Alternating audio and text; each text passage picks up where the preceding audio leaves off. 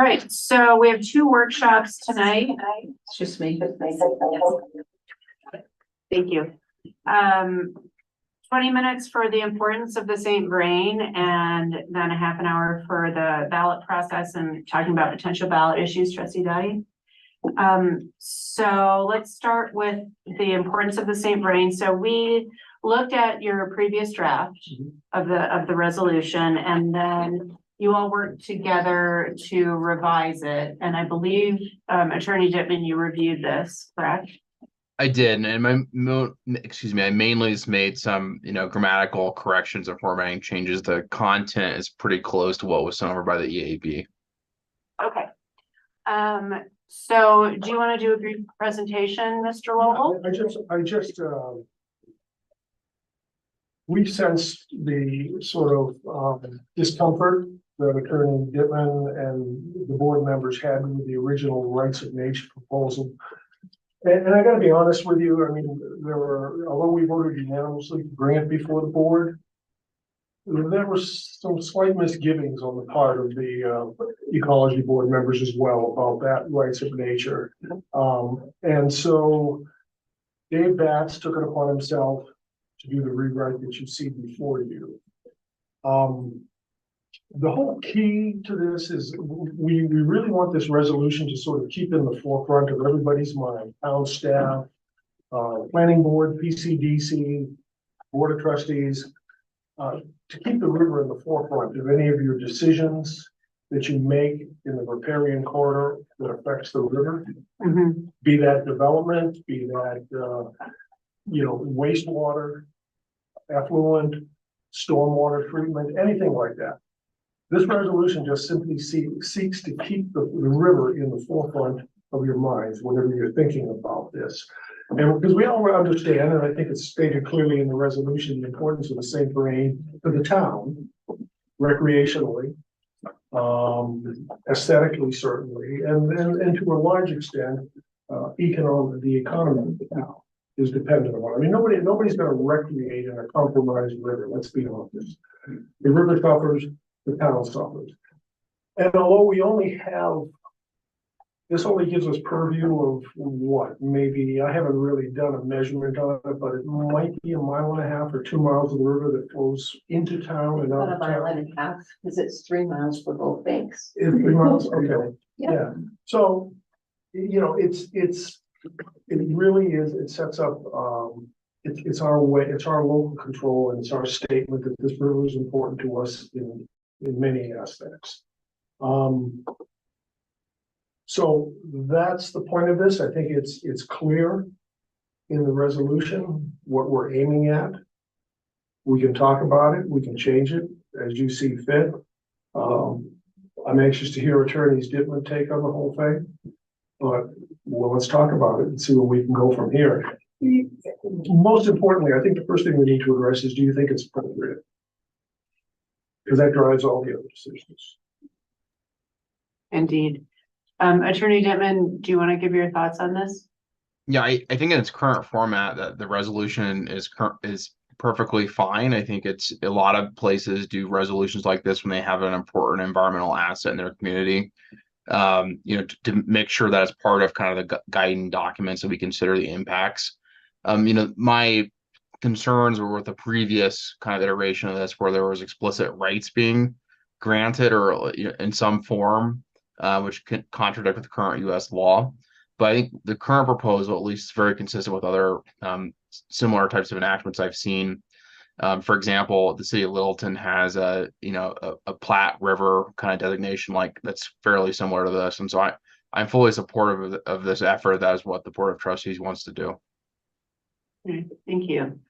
And so I'll kick off some questions. I'll say I'm in support of this too.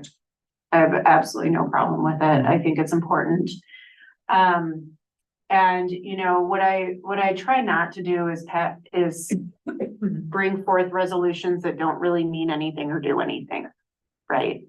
And so I'm curious to know whether you've thought through how this might work. Like, let's say that there's a wastewater treatment plant project coming forward. Mhm. How what sort of, do you envision a specific process to enact this, or are you thinking this is something that, you know, when we take into consideration a project like that, we take the river health into consideration too?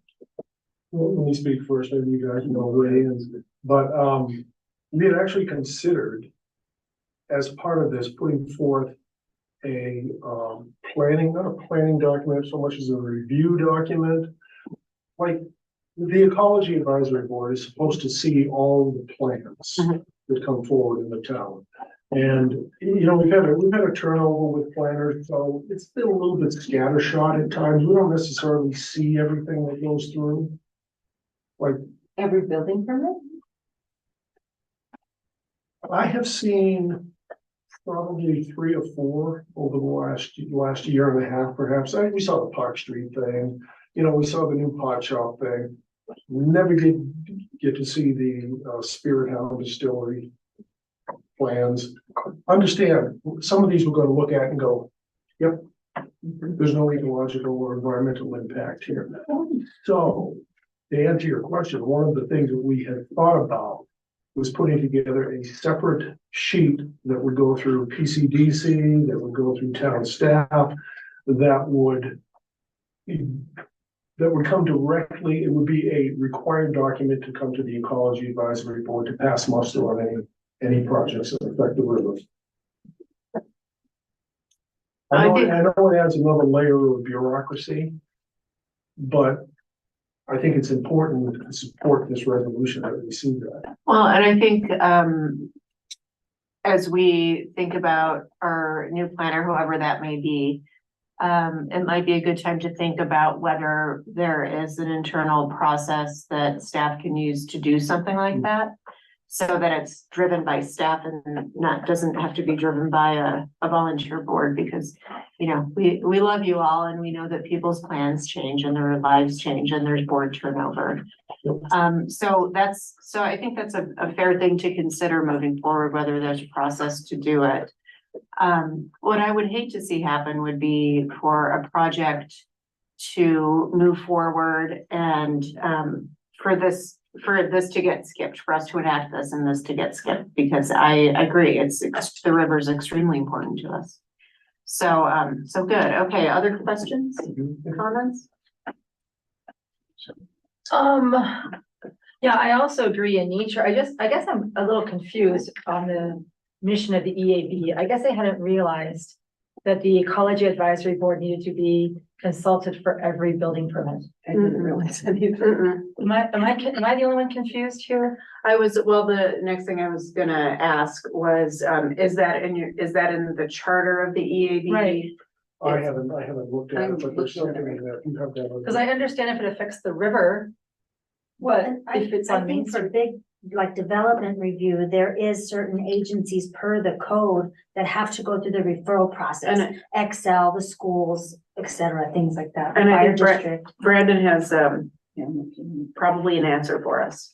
Yeah, I was gonna kind of what Dolores is saying. So only on the major development reviews does it go out to the referral agencies. If it's just a building permit and it doesn't require any sort of major site plan review or the zoning change or anything of that nature, it doesn't go out to any of the referral agencies, including the EAB, but it doesn't go out to Excel, fire, or anybody really. It is, if you're internal, well, it goes to fire, but that may not be a good example, but it doesn't go out to the referral agencies like the major site plans and major development reviews do.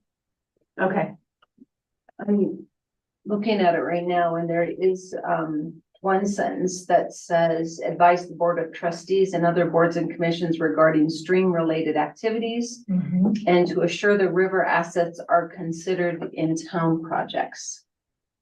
Is how that's worded, but not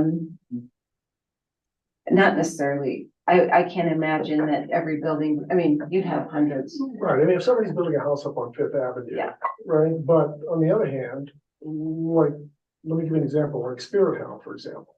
An overpaid parking lot, That came to the Board of Trustees. Yeah. right? I mean, we should have seen that because that's wastewater that's gonna end up in the river one way or the other, and the facility is in close proximity to the river as well. We saw the pot shop plan. Igattle or whatever for the vegetative purposes that they're, you know, what they were gonna put in there. Was it appropriate? You know, what was the drainage to the river? That sort of thing. I think we gave them some pretty good advice. I mean, we recommended not to do junipers. At the time, it was because they're aggressive root systems, but they're also very, not very fire resistant. So in the spirit of protection from the fire, we were spot on our recommendation on that. So. Well, maybe when it comes to what is the purview of the EAB, I think that's a conversation for a different time. I want to make sure that we get through this, and so we can have a coffee and talk about it. Sure. Share a little, if you like. I do have a question on the Yeah. resolution. Yeah, Why under section 3 does it only say to maintain the predominantly free-flowing nature of the South St. Vrain? oh, that's Yeah, a that great should be question. changed. Oh, that should be, okay. I looked at that too, but one of the things that I thought about is that, Go ahead. the North St. Vrain is, it's got butt rock.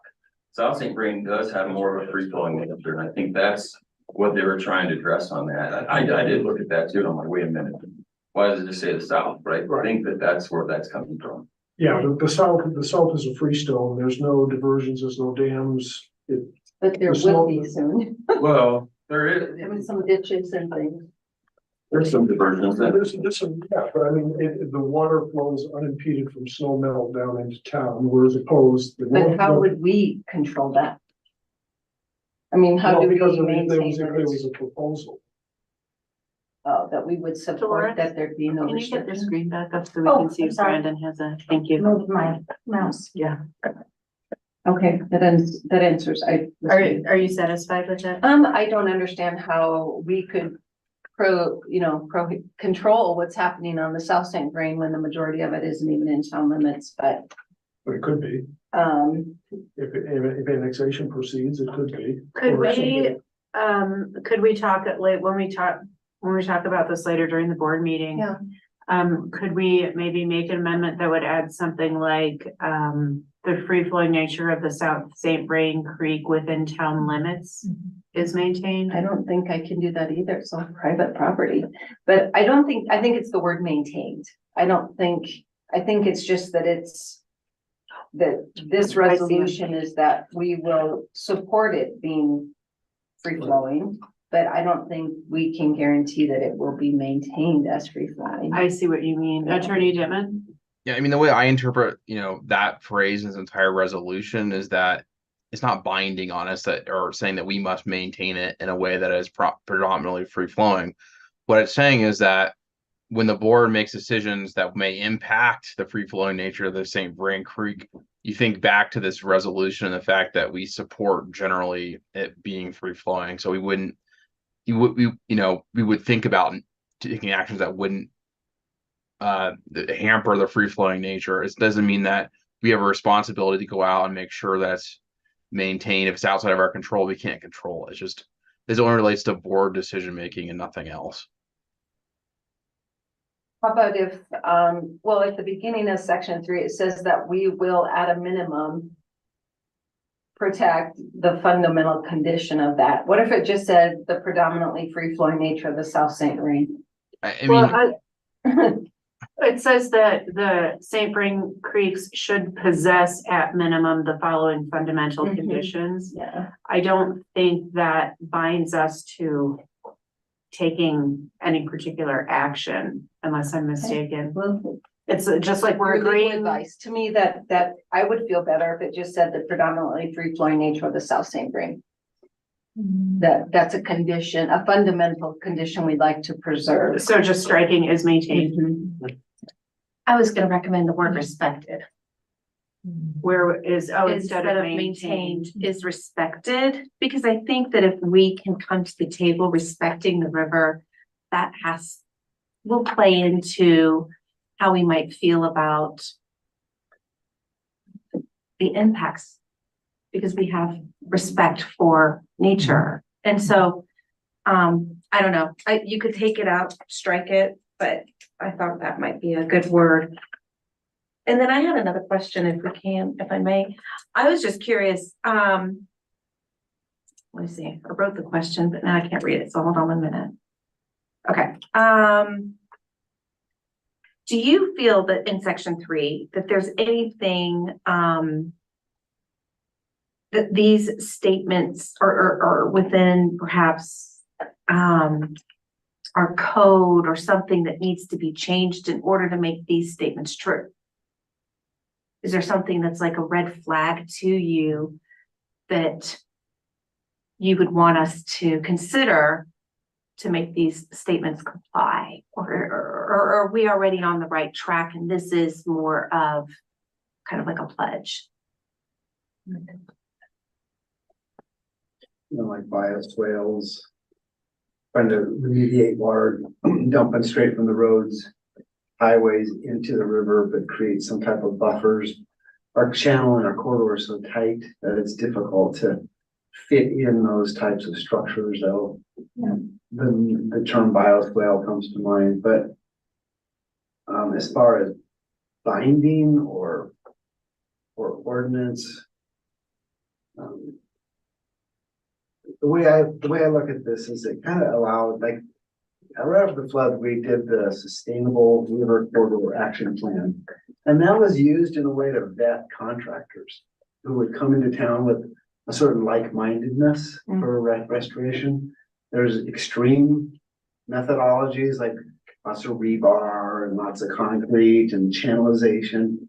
And we wanted to have a more natural look to the river corridor.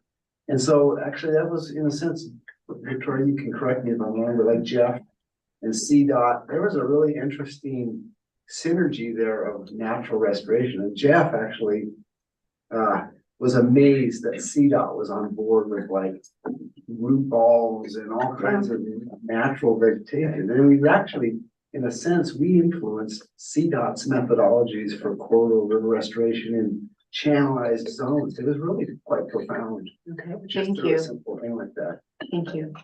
does that answer your question? I mean, Maybe maybe it makes me actually want to look at this even further, more, or look at the code further. well, it makes me feel like I need to spend a little bit more time after hearing that and being able to digest this further. Okay. I want to make sure, like with Sean here, and we're not impacting any of kind of funding and other entities, IGAs and so forth. And having Sean's input was really pretty instrumental. Well, that's great. Thank you, Sean. And thanks for being here, all the way in the back there. Yeah, that was. I want to see if any other board members have any questions or comments. Okay, well, and I think, so we're taking this up later on in the agenda. And if, Mayor Pro Tem, if you would like the time to do more investigation, you can always move to continue it to a date certain. Because we're not adopting anything in general discussion, right? No, we are, there's a Unless it gets, resolution, under 11.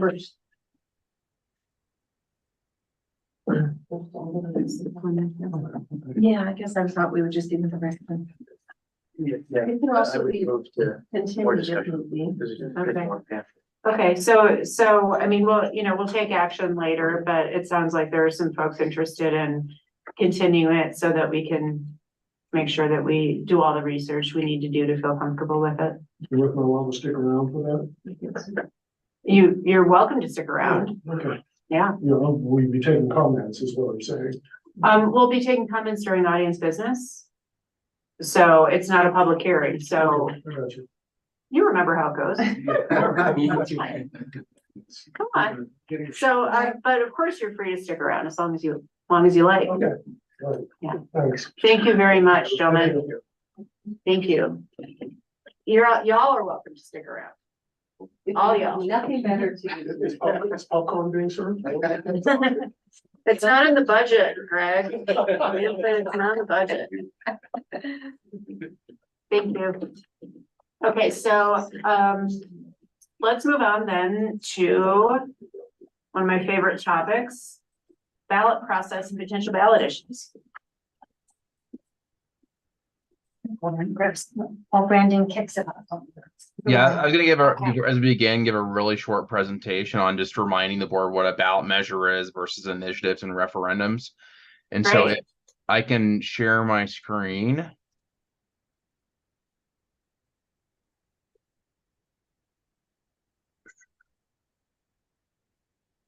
Can you see that okay? Yep, perfect. Excellent. So this is gonna be really, really short. This is not the the AP version of this presentation. This is the intro version of this presentation, but just to give the board a bit of a reminder of what these different types of things are, I thought it'd be a good idea as we kick off the discussion to do that. And so in Colorado, we have more or less three different categories of well, generally referred to as measures, ballot measures. First we have what are truly ballot measures, and these refer to legislative enactments referred by the governing body to the electorate. So in this case, the Board of Trustees referring an ordinance to the voters to vote on. Typically, these are referred by resolution. We'll kind of get into the details later. There are some that are required to do so by ordinance in very specific cases. There are also some changes that we can only do through a referred ballot measure. For example, if you want to change the term limits of a trustee or the mayor, you can only do that through a ballot measure. If you want to go from being a statutory municipality to a home rule municipality, that can only be done through a ballot measure. And then, the biggest one and the one impacting our discussion here tonight mostly is Tabor issues, taxes and funding and spending. I'm going to get to in the next slide into this difference between Tabor and non-Tabor measures, but there are distinctions on how it works for a Tabor measure versus a non-Tabor measure. So keep that in mind. There's a lot of times we use the word ballot measure or ballot issue or ballot question kind of interchangeably with other types of things that are also ballot measures. The one we see most frequently, other than a referred measure by the Board of Trustees, is a ballot initiative, and this is the right of the registered electors to originate legally permissible municipal legislation. So it's basically a referred ordinance by a group of individuals. And so we've had a few of those over the years in line since I've been town attorney. This does require 15% of the electorate essentially to sign a petition saying we'd like to do this. And so Dolores usually keeps those numbers for us. Something a lot of people don't realize is that if the citizens want to refer a ballot measure, it can only be legislative. It can only really change the code. It can't do things that are considered administrative. So, if I want to fire the town attorney, right? You can't refer a ballot initiative for that. You can only do things that are truly an ordinance, related and are legislative, impacting really the whole, town, rather than things that are traditionally considered to be administrative.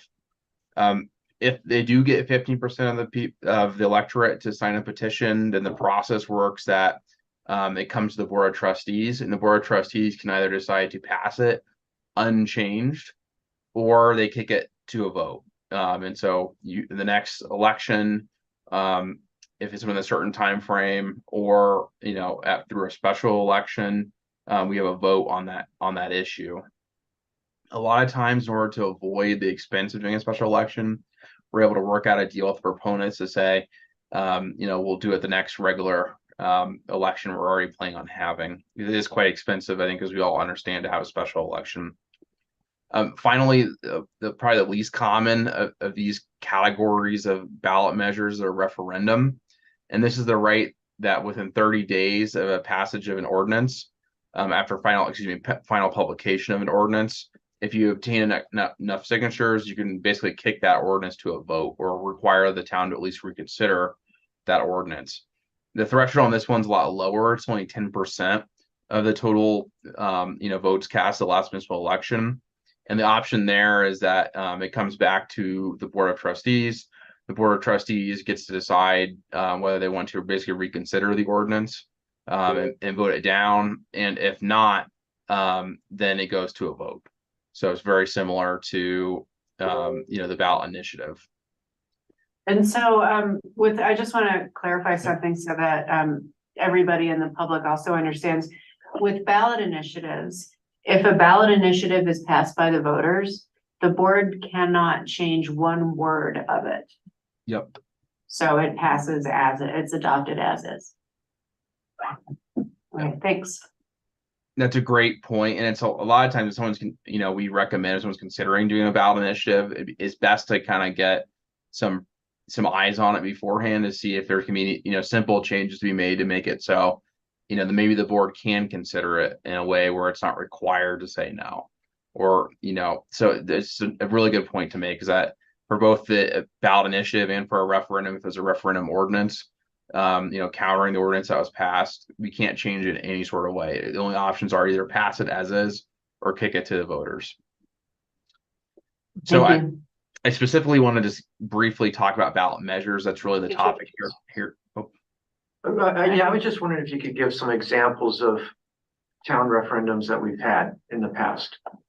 so I can't recall in my time that there's ever been a referendum. There has been several initiatives. Okay. So an example of an initiative was to basically prevent single hauler trash from occurring. So that was one that happened during my tenure, whereas that the voters of Lyons, through a petition, changed the code to say that the only way that you can do a single hauler trash is through a vote, which essentially killed the the single hauler trash issue. Single hauler. Okay. Yeah. Yep. And The other one- the annexation rule. Okay, and the annexation. That was the rule. next one, the annexation one, and then also the parks. There's a parks issue too that I'm blanking what the exact parameters are, but there's been a few Spraying initiatives. herbicides on public property in the parks. That's the other one, yeah. Okay. All right. Thanks. So those are some examples, in terms of what the boards have referred, the terms of the mayor and the board of trustees have been referred. The salaries, I think, was another one. We've done minis over the years of those. If it is a ballot measure, for the most part, they're passed by resolutions. There's a few examples which must be done via ordinance, but they're pretty rare overall. I say most of them we do via resolution. The big thing you need to think about with ballot measures is a Tabor versus a non-Tabor issue. With a Tabor issue, there's a lot more restrictions on how it works. Tabor is the Taxpayer Bill of Rights, extremely complex piece of legislation in Colorado, which is enshrined in the Colorado Constitution, that really has kind of far-reaching tentacles of how it works. The important thing that we always think about Tabor is that I can tell you things in general terms here today, but it's so complex that usually if we're really considering a Tabor issue, it takes pretty careful consideration given the complexity. Generally relates to things like spending, financing, and taxing, and we're going to talk about taxing here tonight. One of the unique issues of a Tabor issue is that can only be considered during a regular election. You can't call a special election to do a Tabor ballot measure. There are very specific requirements as to the title.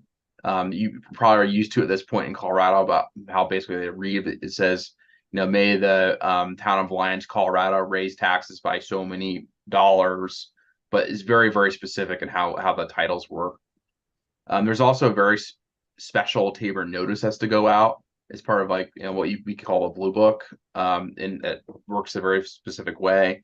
And unlike other types of ballot issues, there's a required pro-con statement. It's not an option.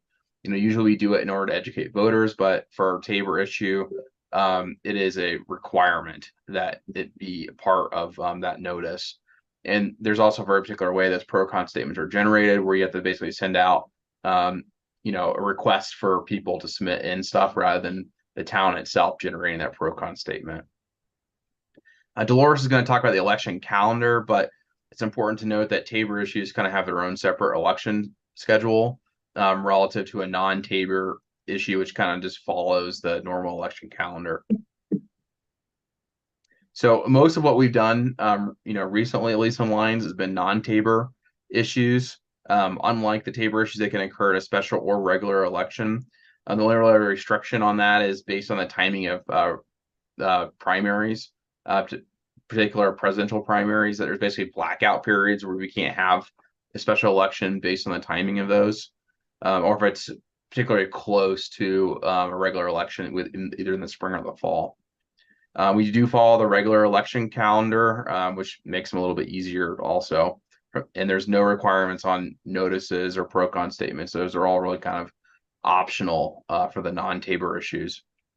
I also briefly want to mention ballot questions, which are not really part of state statute, but they have been our practice for some time. And this is a non-binding question where you may ask the electorate a question for informational purposes. And there are really no restrictions on those because they are non-binding. It's just simply for informational purposes only. And so that's my very, very brief presentation on what I'll generally refer to as ballot measures, but just wanted to give that give the board some background before we jump into more of the specifics. Okay, thank you so much. Yeah, of course. Yeah, would you send those slides to the board, please? I'd be happy to. Thank you. Okay, questions about what Attorney Dittman presented? No? All right. Clerk Vasquez. I know it's your favorite season too. Oh, right. So, our regular election in April is gonna fall in between two primary elections. So that's gonna be really tight with the county. I'm already working with the county clerk. And just for a little bit of background, Brandon, the last sales tax question that was passed for the town was ordinance 982. That ordinance was approved August 3rd of 2015, and that was for the coordinated election with the county in November of 2015. So it was approved at least 3 months before because I've got to meet all those deadlines of ordering ballots and mailing Tabor notices. So if our election is in April, hopefully in January, we've got an ordinance approved by the board that you guys want on that ballot. By January, by Give us at least 3 months. That way I can meet all my other deadlines. is that first meeting in January or second meeting? I think as long as in January we get our second, we could do first reading, first meeting, and then second for the second reading, then we'd be good to go. That still Okay. would give me a window to be able to meet all of my benchmark dates. The calendar I put together and put up did include Thank all you of for the that. Tabor notices, the deadlines, kind of things. There's a whole internal calendar of like when I order ballots and when I hire judges and things like that. But this was just to kind of give you a background of, because I mean, starting in January, I'll have nomination packets ready for all of you to pick up. So it's right around the corner. Yeah, yeah, it really is. So how does a Tabor ballot measure cost more to do? No, we can have as many ballot questions as we need or want on the ballot. Let's say there was, like the last election, there was enough trustees and mayor to cancel the election. But if we have a ballot question, I'm gonna hold that election anyway. So, makes no difference. I mean, probably just printing costs if it's a larger ballot. But other than that, it's no different how many questions you have on there. And who is it that writes the pro-con statements? We solicit them, people can write in and then they get summarized because they can only be, I believe, not more than 500 words, if I'm correct, Brandon. So then Yeah. we just do a summary of pro con and then that gets, I have to mail out that. We do a request for them. Okay, And that is anybody can write different. it. They're totally against it or, Yeah. I support it and then it gets summarized and that notice gets mailed out. And that is different in the non-Tabor issues where we can create it, we can request it. A lot of people have the League of Women Voters write them for them. But that's totally different for the Tabor issues, which is a very specific process. okay. Okay, other questions about the process or calendar? Dolores, the typical 30-day publication period doesn't have to be counted in during, like we have to read our first reading and second reading and have 30 days prior to the January. I don't believe so, Brandon, because it's not getting adopted. It's Okay. going for a Yep. vote. So the going vote is for gonna the vote. determine if that ordinance passes. Okay, Yeah. great. Okay, and then, so if, let's say we raise taxes. And let's say it passes, then is there still a 30-day? No. No, Like when would, I guess what I'm wondering is Election when would, No, it's not election night. they It's, have a time. the abstract is due, it's 10 days after, because 8 days after the election, I have to wait for UPAVA ballots. Those are your overseas ballots. And then 10 days after the canvas becomes official and then it's law. When it's certified, right? Yeah. So in 2015, if you remember, how did we support businesses as they made this change? Well, I think we tried to educate them when the question went out, so they Mhm. could also give pro con on it. I mean, is it I onerous do- for them well- to change? I don't even know. You give them, the time, you put the date that it goes into effect into the question, so. Oh, okay, so they should be ready. Yeah, so like if you would put something on the ballot, you'd say it would go into effect on this date. Because you'll have to say how much revenue you anticipate it would generate and all that stuff. So, I think we just educate that you are considering it Mhm. and then put a date that's reasonable to implement it, just like when we did. Oh, what rate increases did we do that we had to do on the Marijuana ballot? sales tax. I can't remember that, but you put it out far enough that gives everyone time to administratively implement it. Okay, Like it wouldn't go in the next day after. yeah, surprise. Yeah. Any questions? About that? All right, and Tabor is also the reason that all of our ballots are in capital letters, like we're being screamed at when we read the ballot. Did you have something? I'm not sure, I guess,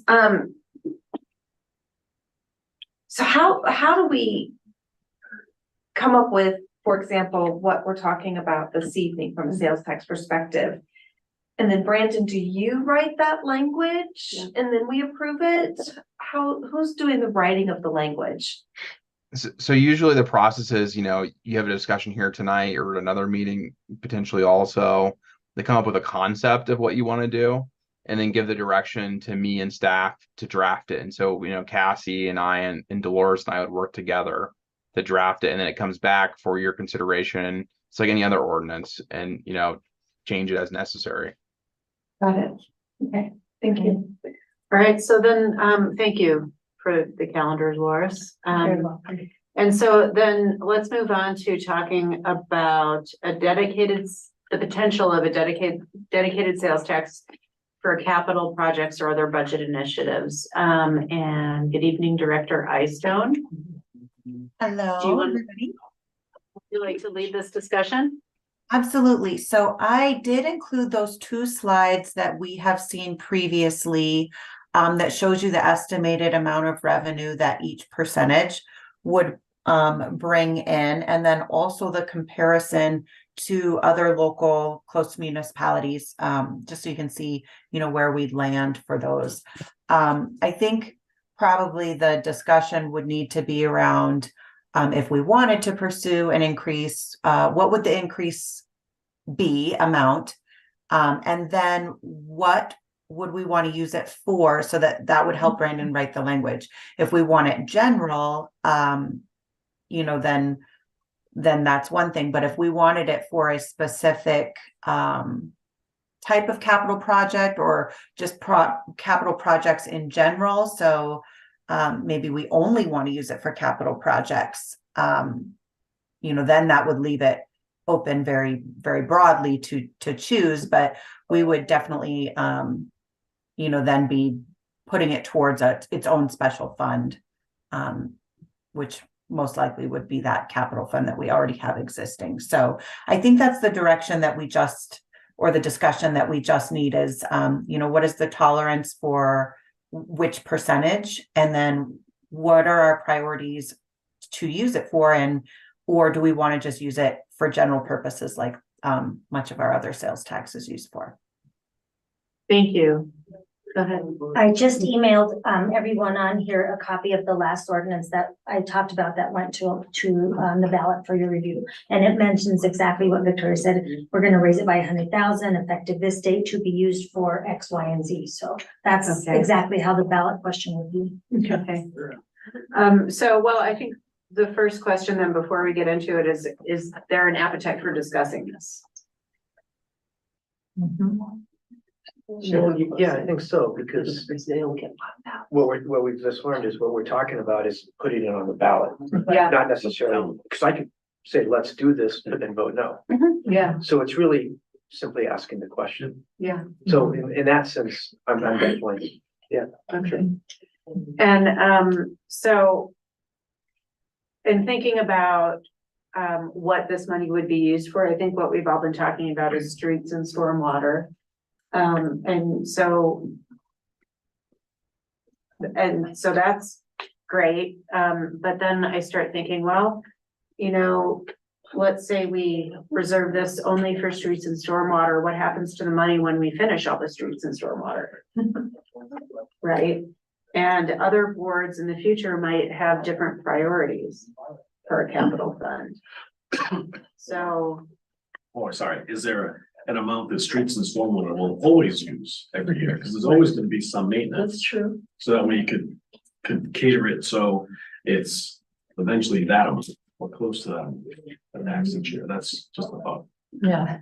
so that, yeah, and so it could be maybe used for maintenance, but then it wouldn't be a capital fund. It would be Right, may not, yeah. like capital and operating. Is there a way to combine them? Well, our stormwater capital plan alone is 20-some million. I was just gonna say. So at $100,000 a year. Long gone, Mhm. by the time Mhm. all that's done. That's in 5 years ago numbers. Oh, okay. So it will go from. I mean, I was looking back at some of our stuff and our budget and even at 1%, and if we put a limit, because I was like, well, what would, 10 years, that's only $4.7 million when only the stormwater alone is 20 plus thousand, 20 million. So I guess, because I kind of was like, well, what if we put a deadline on this? But even at the highest 1%, it makes sense that Yeah. we're gonna have to bond no matter what. Yeah, and so, but I think having more money will make it easier to get a bond. Totally. Mhm. So, but it is the question though, is even if you get a bond, we know how things go. The maintenance so I kind of think it is really important that we still have some tax. But that number doesn't really go that far. When you really No. start to look at it, I was kind of surprised, frankly. Yeah, even at the highest amount of the 1%. Yes. It will take years and years. Well, it'll just have to collect to become matching funds, probably with some grants. Yeah. Or or can it be used to match grants? if it's for capital. Yeah. So, Cassie, the sales tax comparison, is that from this year?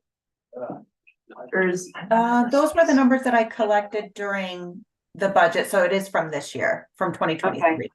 Nothing, I guess, if there's been any increases in November election, those are not here, but I can't remember if there was. I think Ned did an increase for RTD, but I'm not sure. Okay, But they're yeah, already that wouldn't good. be here. Yeah. Okay.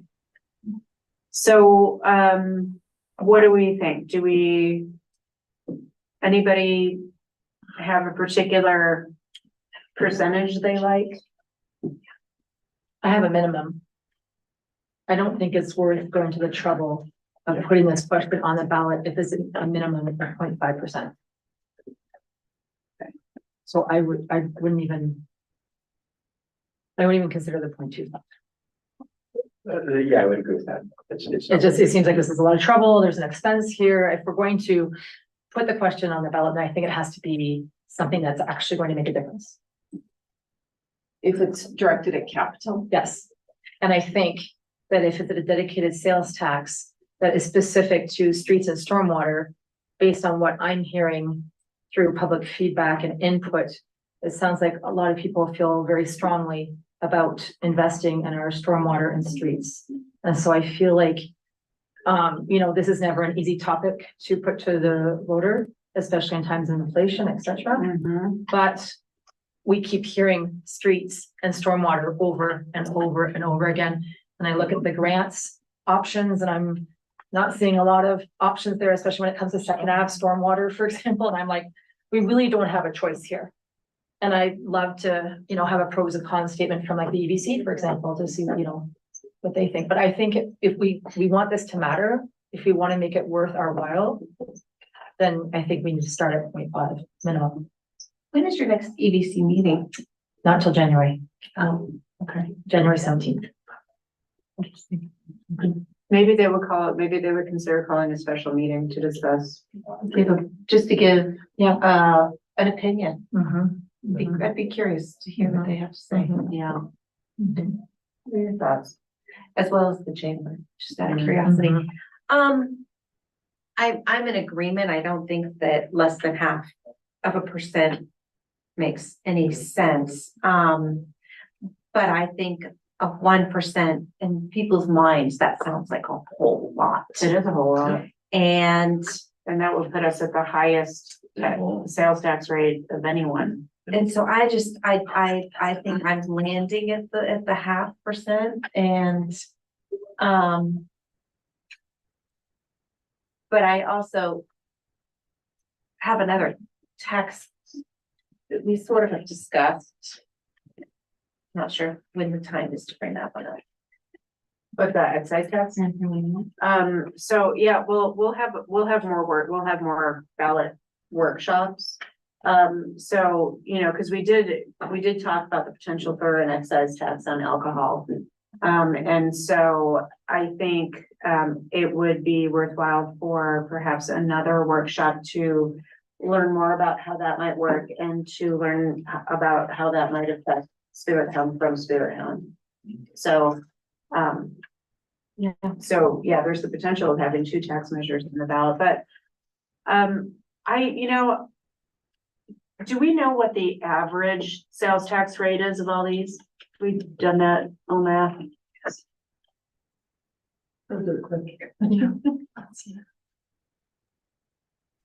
I could pull up my spreadsheet and get it for you, but it's just gonna take me just a bit. Well, I think we'll probably have another workshop on this, before we make a decision.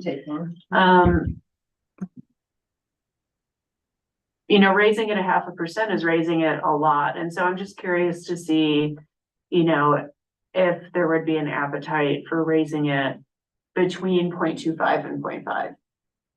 And what that might look like. Because, you know, if we're gonna do this, I wanna do it so that it passes and, you know, I don't wanna scare people off. I think that the best thing though to do in something like this is being very clear of our intent of what that tax will go towards. Yeah. I'm not comfortable saying this is just capital.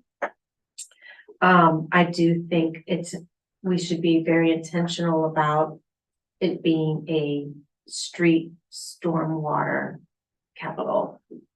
And then perhaps if it's money to be raised to help offset for a bond, then maybe we do consider a number of years to limit it. You know, so many times they come up after 10, 15 years. Do you want to continue it? And usually, not usually, but a lot of times it's like, well, I didn't even know, so that sounds good. But I'm kind of inclined to say 15 years. 15 year sunset. A sunset to see where the town is, because then I'm sure there's some other capital projects that might be in serious need. I mean, our wastewater treatment plant is one already. But So it sounds like we need to have further discussion about this, which is totally fine. So maybe we'll, next meeting, maybe we'll see if we can squeeze another discussion in the workshop so we can talk about it further. And if we could, kind of maybe see what would happen if we brought it up to 3.85 or 3.87. I'm just looking at Fort Collins and Lafayette. See what the difference is in the numbers there. Absolutely. Okay. All right, anything else before we take a little break? Is there anything you'd like to see for excise tax? Specifically, I mean, it might be a little bit trickier to estimate a impact on that one. Yeah. I think we could all do with some education about how an excise tax works. And so,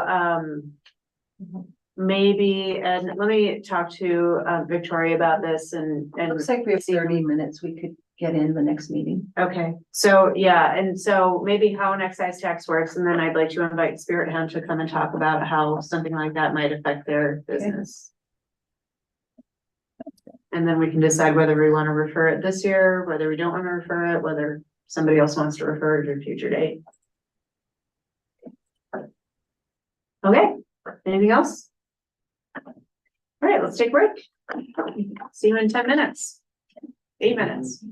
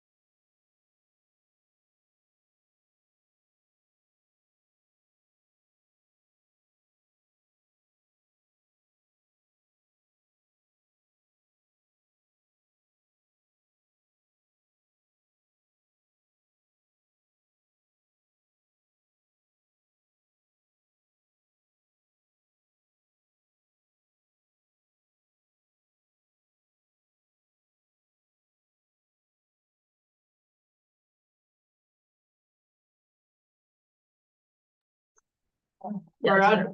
Okay, good evening, everybody. Nice to have some folks in the house. I will call the Monday, November 20th, 2023 Lions Board of Trustees meeting to order. Can we have the roll call, please? Yes, Mayor Rogan. Present. Mayor Pro Tem Farrell. Present. Trustee Elson. Present. Trustee Dottie. Present. Trustee Edding. Present. Trustee Bellman. And Trustee Williams. Thank you. Please rise for the Pledge of Allegiance. I pledge allegiance to the flag of the United States of America and to the republic for which it stands, one nation, under God, indivisible, with liberty and justice for all.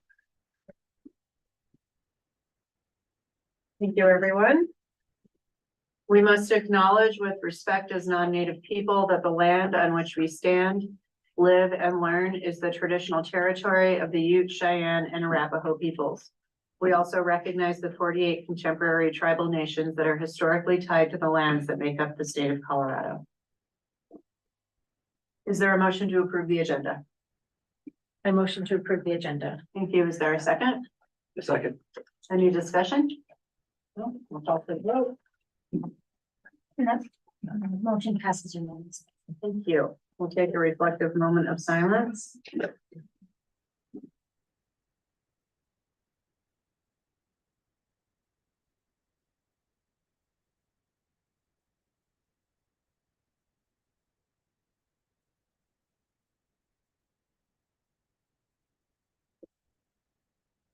Thank you, everybody. And now is the time for our audience business. If you would like to address the board, please state your name and address for the record, and you will have 3 minutes. Is there anybody in the audience tonight who'd like to address the board? Come on up. Yeah, Gil Sparks. Good evening, trustees and everyone else. Gil Sparks, 2159 Apple Valley Road. You might recall I was here at your last meeting to tell you about the launch of the Lions Community Foundation annual appeal. All of you should have received this delightful annual appeal card. If you haven't, I've got extras. But I wanted to come back to you and report on the progress, just to keep you updated. I didn't mention last time that when we started the appeal this year for the first time, we had 13 individuals come forward and create a matching pool for us, a little over $15,000. Those individuals are listed on this if you're interested. Mayor graciously was among them. And I can tell you, we launched last Thursday, we got the appeal on the street. As of today, we've raised a little over half of the amount toward that matching grant. We're very excited about that, and the community has really come forward quickly. So I just thought I'd share the good news with you. That was it. Thank you. Well, thank you so much. Appreciate it. Come on up. Good evening, trustees and mayor. Steve Sims, 809 Fifth Avenue. And with the Sheriff's Department representation here, I'd like to just inquire or put it out there about semis coming down Highway 36, kind of from Estes Park, using their jack brakes. And it seems like they start those brakes about, I don't know, Grover Road or one of those. And you just hear them bop, bop, bop, bop, bop, bop, bop, bop, bop. There's kind of thumping as they come into town. And I know there is one bit of signage up there about ordinances or something of that nature about jack brakes. But if there's anything in the community, just because it's quite loud, it's quite amazing. And there's not even an attempt to like partially use them. They just lay it on and they just kind of hammer it coming into town. So from a noise ordinance perspective, I'm not quite sure anything about that, but just to put it out to our trustees and those involved in the community, if anything could be done, that would be great. Thank you all very much. Okay. Thank you very much. Anyone else for audience business this evening? But we have SFC on the agenda tonight if you want to wait until then. Okay, you have okay, then go right ahead. 2 for 1. I'll take it. Edward Keene, I live at 228 Welch Drive, over by the high school. And good news, my granddaughter is scheduled to arrive into the atmosphere itself in about any minute now. You know, the scientists that are actually doctors are saying, let's not wait any longer than December 8th. So I'm here on behalf of Maeve, Maeve, Helene King, is going to be her name. Hopefully she will be here to receive that name. And I wanted to thank yet another one of you for an amazing thing. And this time it's trustee Tanya Date. Tanya was at a meeting at Boulder County a few weeks ago, along with myself and Mayor Rogan and maybe others, because I didn't write everybody's names down. And if you were there, you saw discuss the electrification of Boulder County, including Lyons, because we're in that county. And I don't know who wrote this pledge.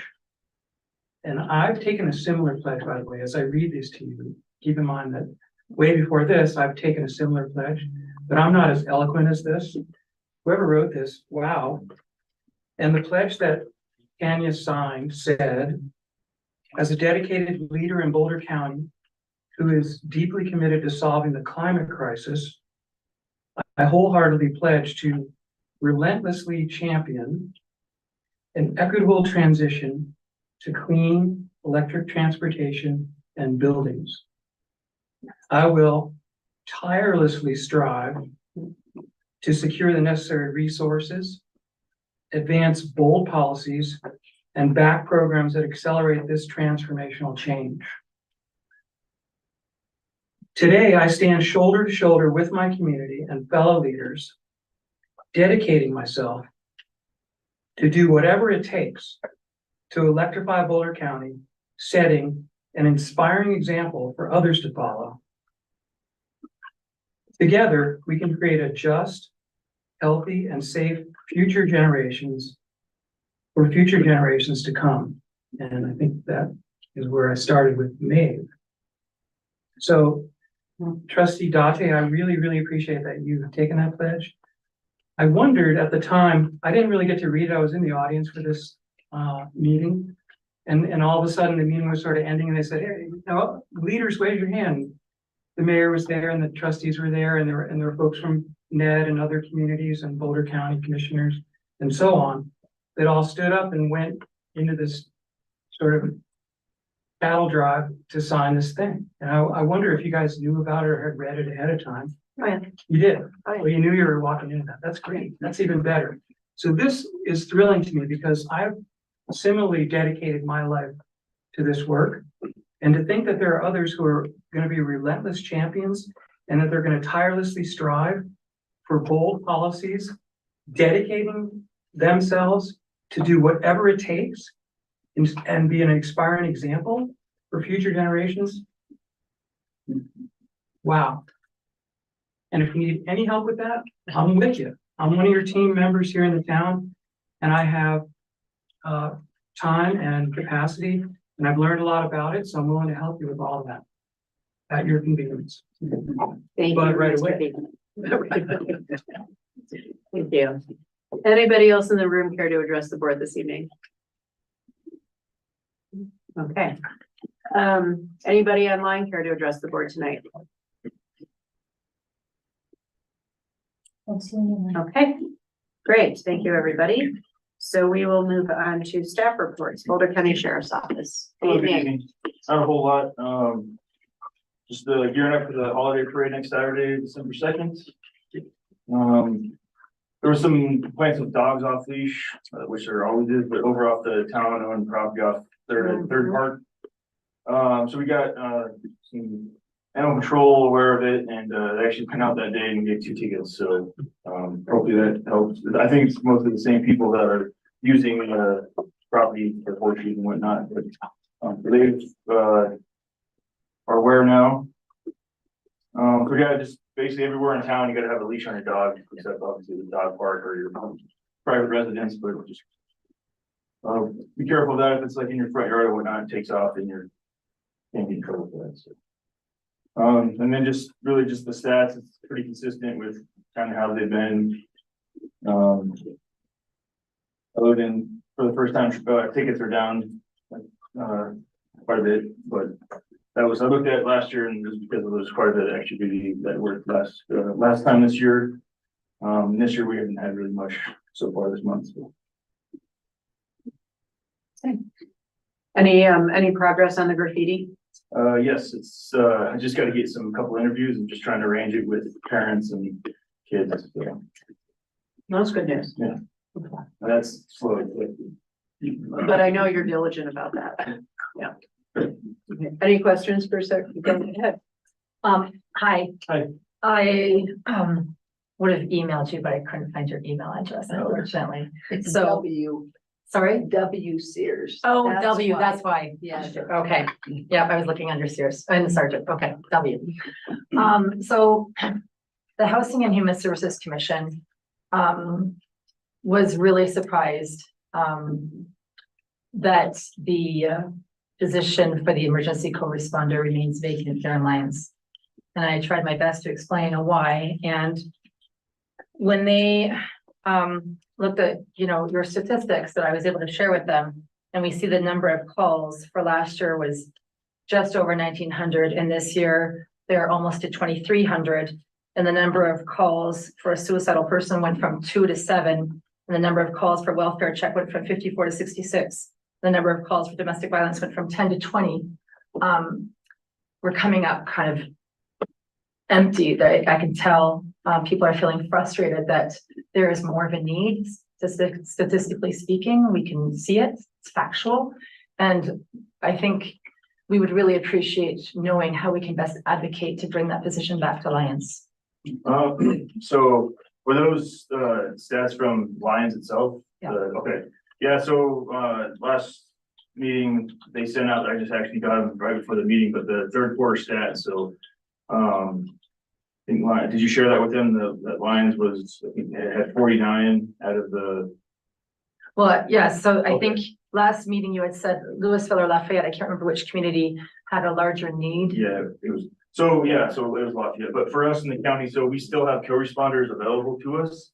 It's just we don't have one in town. So ever since Lynette left to Maryland to kind of start that program out there, she was full-time and it was great having her here and she did a lot. And then we got Sarah, who was signed up here twice a week, or twice a week for 6 or 7 hours. And then they a couple weeks ago they just let us know that they're doing some promotion, so they're just doing some things internally that they weren't able to fill the spot up here part-time. So we do have them available still. Last week we had a lady that was passing through town that had no shoes on and just kind of homeless, trying to just passing through. And actually one of our deputies went and bought her shoes and then tried finding her around town. She was waiting for leave. But we ended up giving her, I called Sarah. She was willing to come out here, but really this lady just wanted a ride to a shelter. So we just gave her a ride to Longmont for that. So we still have them available, but it's, sometimes we might have to wait 40 minutes for one to come, or a lot of times we just send referrals to them, like if it's not like urgent. So they're still available to us, but I agree. We need to have one at least, some of the days in town. So I can follow up with Janine Hall, their supervisor, and kind of get an update as to, when they're looking at filling spot up here, or, at least get someone up here part-time. I think that would be really appreciated, especially if we could get regular updates. I think to just consistently be putting it out there. I mean, when people are calling and they're feeling suicidal, or if they're feeling threatened in their own home, I feel like there is a sense of urgency around that. Right. And I would hate to think that we have to wait for somebody to become available. And meanwhile, they're tied up in Boulder County somewhere, we don't know where. And by the time they get here, it might be too late. So I would really advocate for at least minimum part-time here in Lyons. And I agree 100%. If someone is, suicidal and they are, we get a call from them or a family member or whatever, you know, we're not just gonna let them be. You know, we're gonna stay either one, if there's enough, we'll put them we'll take them to get help, or we'll wait for that co-responder to get here. It's just more convenient for us if they're, you know, just down the street. Yeah. Type deal. So, and they do a lot of things too, other than just going to calls. They follow up. They have, you know, elderly people and stuff like that they follow up on and checking on once in a while too. So that's what Lynette is really good at. So. Is there any hope of us getting Lynette back, or is she permanently posted to Netherlands? That's the co-responder's deal, and she's currently I think full time up there. So, yeah, it's unfortunate. It's too bad, but. Well, I appreciate you following up with Yes, Boulder and County I'll to let you guys see know. if there's any I'll money talk to her. And I allocated. know, especially with Deputy Roseborough at the school, like that was a huge loss, and every time I see him, he tells me about it. So, so really, unfortunately, it's not, you know, we have nothing to do with where they go, or, you know, all I can do is just bother every day about it. So. If you can just speak up on behalf of Lions and our needs here, that would be great. And just remind them that they have increased since last year. Yeah, and It's not a decreasing need, it's an increasing need. and I'll pull their stats and get it, you know, solid on paper for them so they can, might help. So, That would but be great. I'll follow up on that like you guys know. Okay, thank you. Thank you very much. And then just, can I address the J-break? Sure. Okay, Yeah. just for that, so I'll look into that. I'm not too familiar with it, but I know we've been battling this for a long time, but on 66, all the trucks going to CMEX, people have complained on that. And really for us, if it's not in town, you know, it's a state patrol thing, but if it's in town, I'll look into it and hopefully have some news on that next. This is mainly probably just across from Plant Bluegrass. Yeah, they're coming down the canyons. Yeah. There's one guy consistently about 8:30. Any other questions for Sergeant Sears? Great. Thank you so much for being here tonight. Yeah, Really appreciate everyone have a it. good, happy Thanksgiving. Thank you. Stay safe. Thanks. Okay, administrators report, please. Thank you. I think everyone has noticed that the Broadway improvements are in full gear. We are working with the sheriff in regard to how to best handle traffic control during the parade of lights. Because making that two-way when the street isn't as wide as people are used to could cause some problems. So we're working on that. But the project is going along really nicely. The weather has blessed us with really good construction outcomes here. So that is going well. For those of you who are questioning, are there going to be 2 lanes there? They've started on the south side. Now they'll be moving to the north side, and the north curb line will actually be going back several feet. So I don't know about feet. yes, Inch. it's feet, it's feet. Probably 2 feet. Okay. Yeah. It's And tight. there is room for 2 drive lanes, 2 parking lanes, and the appropriate ADA access on the curb. So it makes that, but it is going to be a road diet by all means. It is meant to slow down traffic through town. So it'll be a significant change for folks, but I just want to let you know, that's part of it, is the north curb hasn't moved yet. So it does feel really tight. You probably also noticed we've had some more paving and striping and thermo patching done recently. We still have the signage to install around the schools. I do want to just let both the board know and the public know that we are getting numerous calls from people saying, I don't want that sign in my house. And need to remind people that the signs are placed in the town's right of way, and those are set by code of how far apart school signs are, the distance and the placement and all of that. And so unfortunately, people don't get a lot of choice in that once the board authorizes us to move forward with these plans. So we are going to follow code. And no one was here tonight, but we've had probably 4 people stop the crews to say, no, you're not putting that in my yard. Are you talking about the ramps? No, like the signs that are starting to go up that say, school crossing ahead. Oh, 20 miles per hour, those signs, there's significant signage going in around both schools. Yeah. And just out of curiosity, do you know the average distance, or is it, I guess, the average width of a town right of way along a? It's very It's different. very, It's very- very different. So a good place for people to look would be on their own deeds, of course, but you can go out to the Boulder County property search and get a basic idea. But I can tell you on some streets, it's all the way up to people's front steps. Oh. Does And not, they don't they don't realize own that. it. Yeah. They just get to use it and maintain it if they want to use it. Okay. And so I want to make the board aware of that we're cognizant of that it might be kind of different to all of a sudden have a sign in your front yard.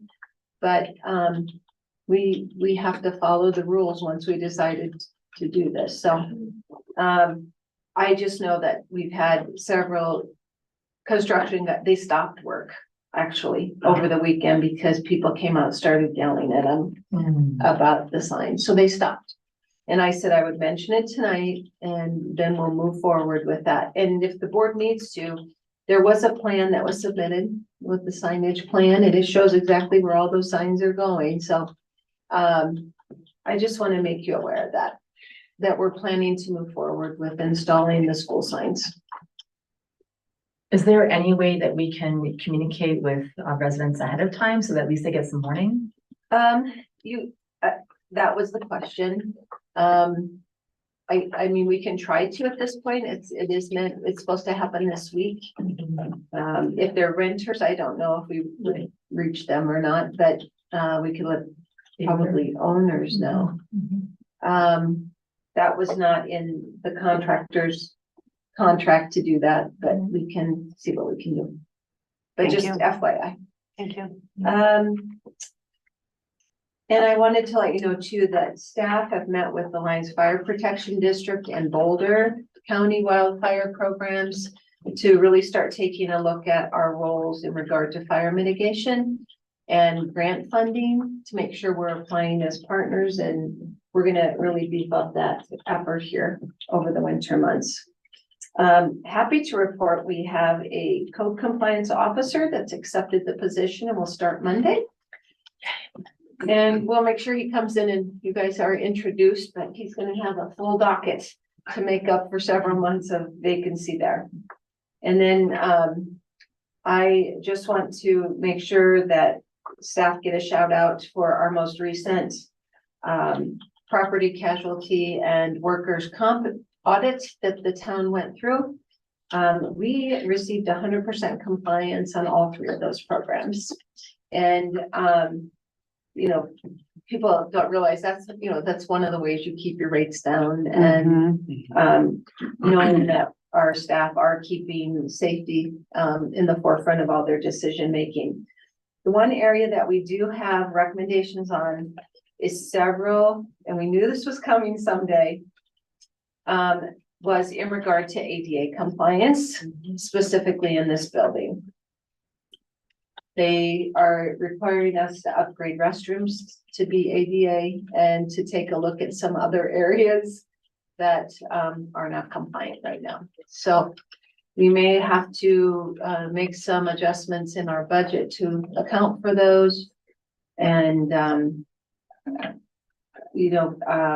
it's important, and I think it's really important we make that happen before we have a need for that. But there is going to have to be some money spent in that area for this building.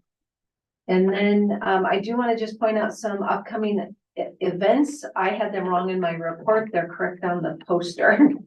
We are having our first ever community tree lighting ceremony this Friday at 5 o'clock, Sandstone Park. I hope everyone is just thrilled with the new lighting throughout town this year. They really changed it up and I think it's gonna be beautiful. But we're gonna have a tree lighting ceremony at 5. It'll be short. We'll sing a few carols together to kick off the holiday season and then light a brand new tree. And then, of course, the artisan market and parade of lights on December 2nd and the artisan market on the 3rd. So fun times ahead. And then the mayor had asked, someone had asked, I'm sorry, for some updates on the wastewater plant. And Aaron did include those in the report. I don't know if anyone has questions on that, or we need to go through it, or if his explanation was sufficient. Thank you. So let's start with the wastewater plant. Any questions about the wastewater plant report? Not at this time. No, okay. And then we Well also, done, Erin. we also included the sales tax report Thank you. for the month. Yeah. So we'll get that over to EBC as well. So I have one question, and that is, we talked about moving forward to investigate a potential Amazon locker to address sales tax leakage. Where are we with that? I know that Director Mitchell's reached out and we've heard some of other businesses. We actually have several that would be interested. Okay. There are some very specific requirements, however, and some of that is they have to be covered. And so that eliminates some folks unless they want to do an investment in that. And then, I believe Kim received notice from Amazon that they are not expanding into rural areas right now. And I'll make sure and send you the formal write-up on it. But they are expanding in the highly populated areas, trying to reduce the number of vehicles driving through those urban areas. And it did not sound like they were interested right now in expanding to Lyons. Okay, I'd like to see that, and I'd like to know more about it. Maybe there's a way to talk to a person about the region, us being a regional Amazon locker hub. We did, we talked about it. Yeah. The whole area, including Estes Park, doesn't have anyone. But their plan right now does not include expanding in rural areas, but instead they're focusing on adding more to highly urbanized areas.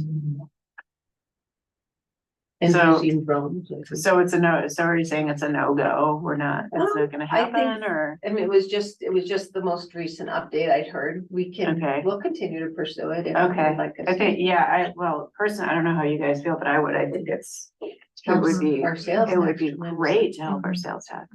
Well, I guess part of where I'm feeling there's a big disconnect is why aren't they delivering to everybody's houses? Yeah. And deliveries are going to the post office, and the post office is not staffed very well, so their hours aren't consistent. And so that's the part I'm wondering is is there a way to get? I didn't know they were delivering to I the didn't post know office.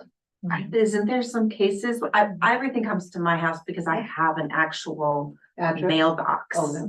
I don't have to have a post office, but I'm hearing and seeing online these horror stories of people's packages going to the post office because they're not being delivered. So there's somewhere there is Yeah, it varies. Like a Christmas- major Christmas- disconnect. Yeah, Christmas last year, Amazon brought a lot of packages to the post office. and just dumped them. And I think they coordinated with. Well, okay, So I don't know whose problem that is, but I know it is a problem that if sales leakage, if things were being delivered to houses, Right. there wouldn't be this necessary, the sales leakage. can we see if we Might be have, in the mountains. can we see if there is any sort of program at Amazon that's like a community liaison program?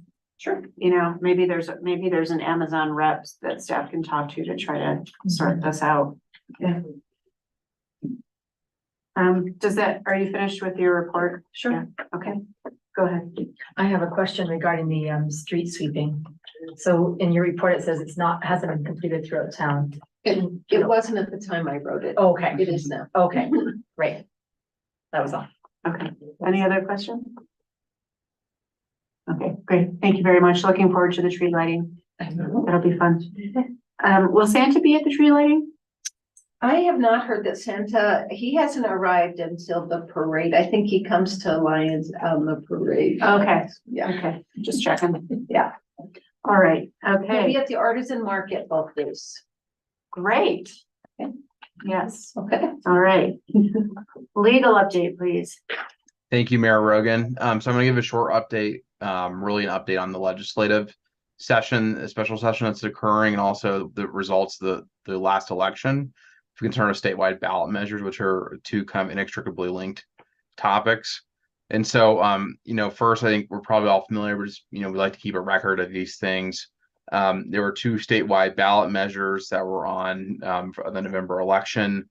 One, the non-controversial one was Proposition II related to, Proposition EE, relating to retaining taxes on tobacco and other nicotine products, which passed fairly easily.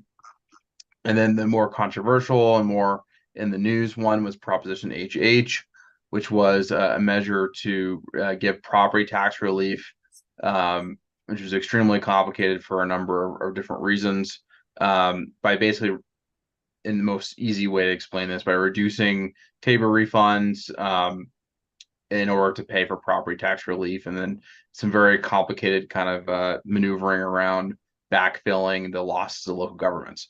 So I think we all know Proposition HH failed by a fairly large margin. That made the legislature enter into a special session at the request of Governor Polis. And as of today, we have a couple different property tax relief and tax relief bills that are on the governor's desk.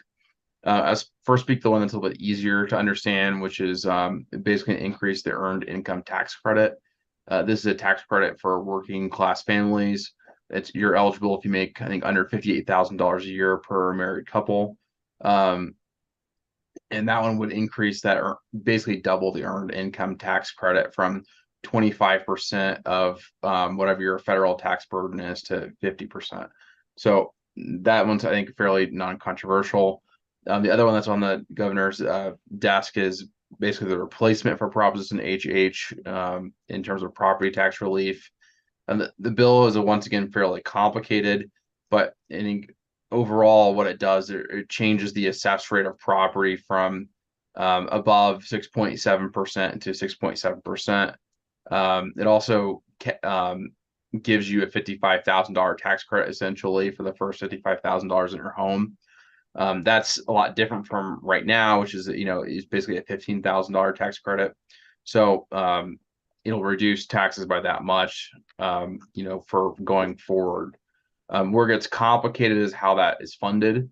Like Proposition HH, it reduces or at least levelizes TABOR refunds to where basically everyone, no matter your income, will be receiving about $800 for a single, $847 per individual, or $1,694 for a joint filer, versus what you could receive based on your income. So, for example, currently a single filer makes over $309,000, gets a $1,800 TABOR refund.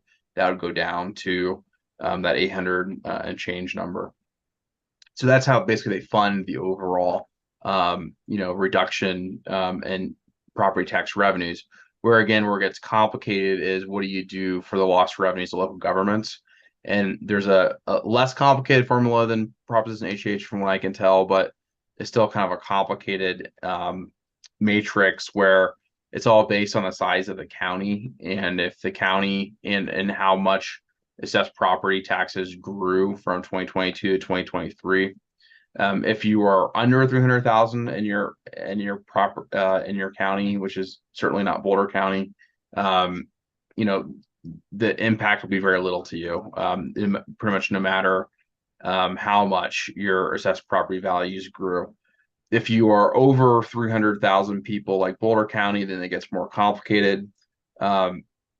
Essentially, if your property assessed taxes grew less than 10%, then 100% of the lost taxes are backfilled. If it grew more than 10%, then for some entities, such as local governments, such as Lions, and select special districts, including fire, will have their lost revenues backfilled 90%. And then the county gets 65% backfilled. And so the counties are the ones that really lose out on this kind of new way that this is being run. It also changes around, from what I understand, pretty drastically the way the school financing worked. Before schools were kind of first in line for all the funding, and I don't think that's exactly how that works this time. But again, this bill just came out and it's pretty complicated to understand. For us as a local government, I mean, the good news is that even in a worst case scenario, that 90% of our property taxes will be backfilled. And there isn't the same assumptions based on, the growth of the economy that there was previously.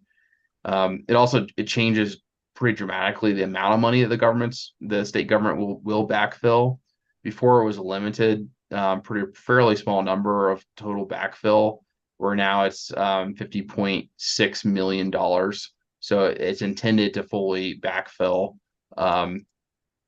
everyone who needs it.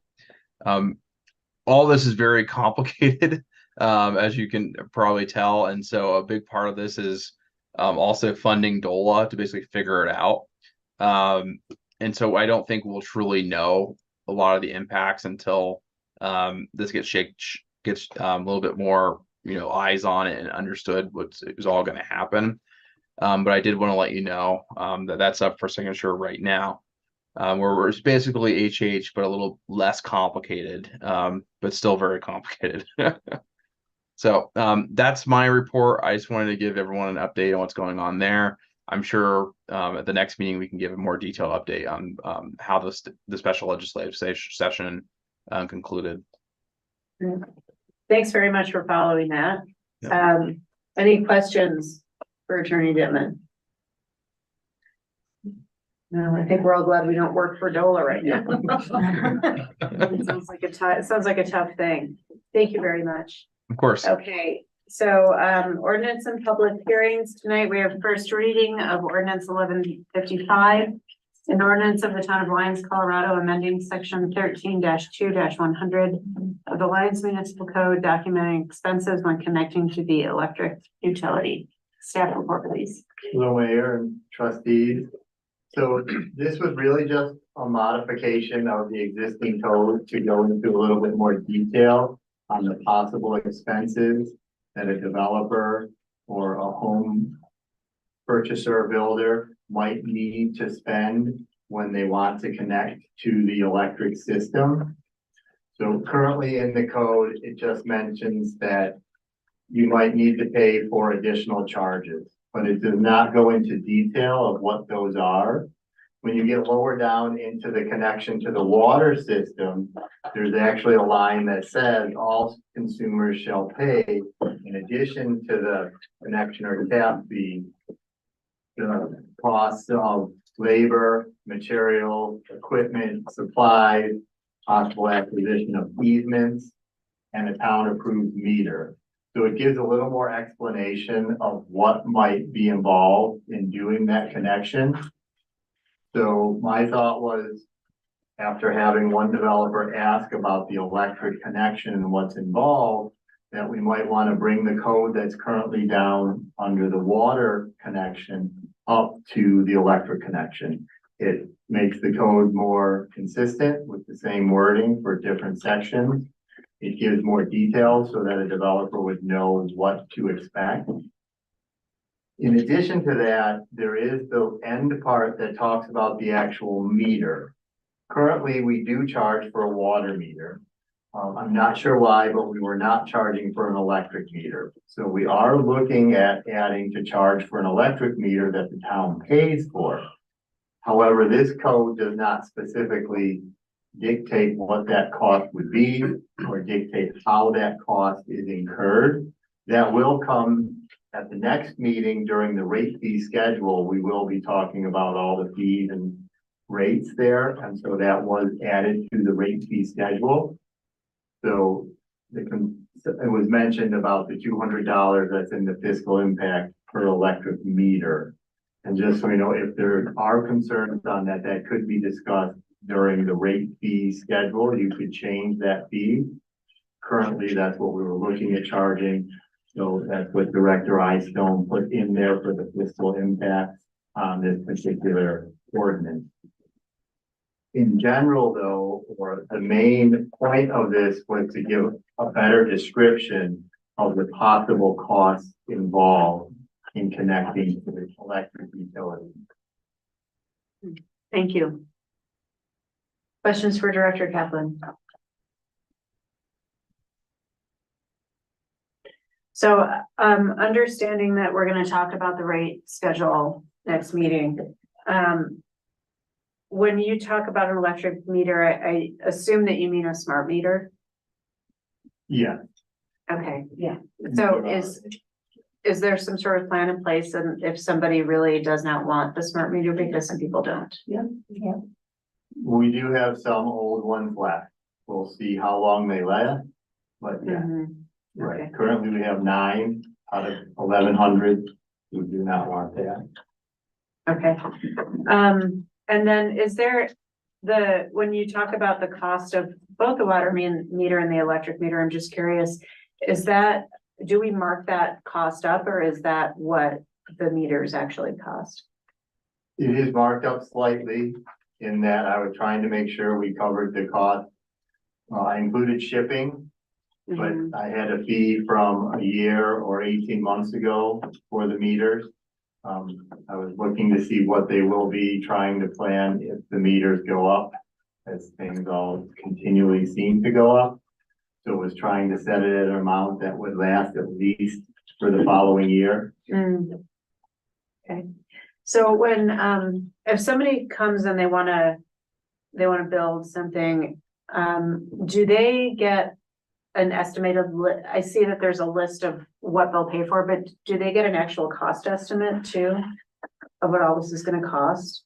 We should talk to Right, so in the beginning, they should be getting the fee, so they get the town's fee, right? We don't have anything in there on what it will cost them to actually trench, physically do the work. Sure, to cause that's connect it, their, because that's yeah, on them.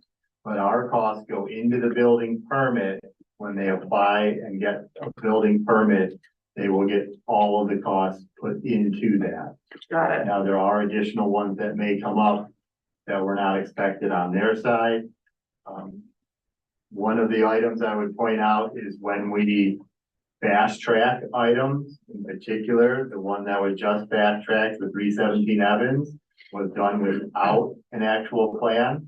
So there was no specific plan given to the town for the electric connection. So there was a one-line sentence that there will be costs for this, but that's it. So that's one of the reasons I try to take a step back and not do that, so that ahead of time, we can communicate both on the developer side and the town side and know what to expect.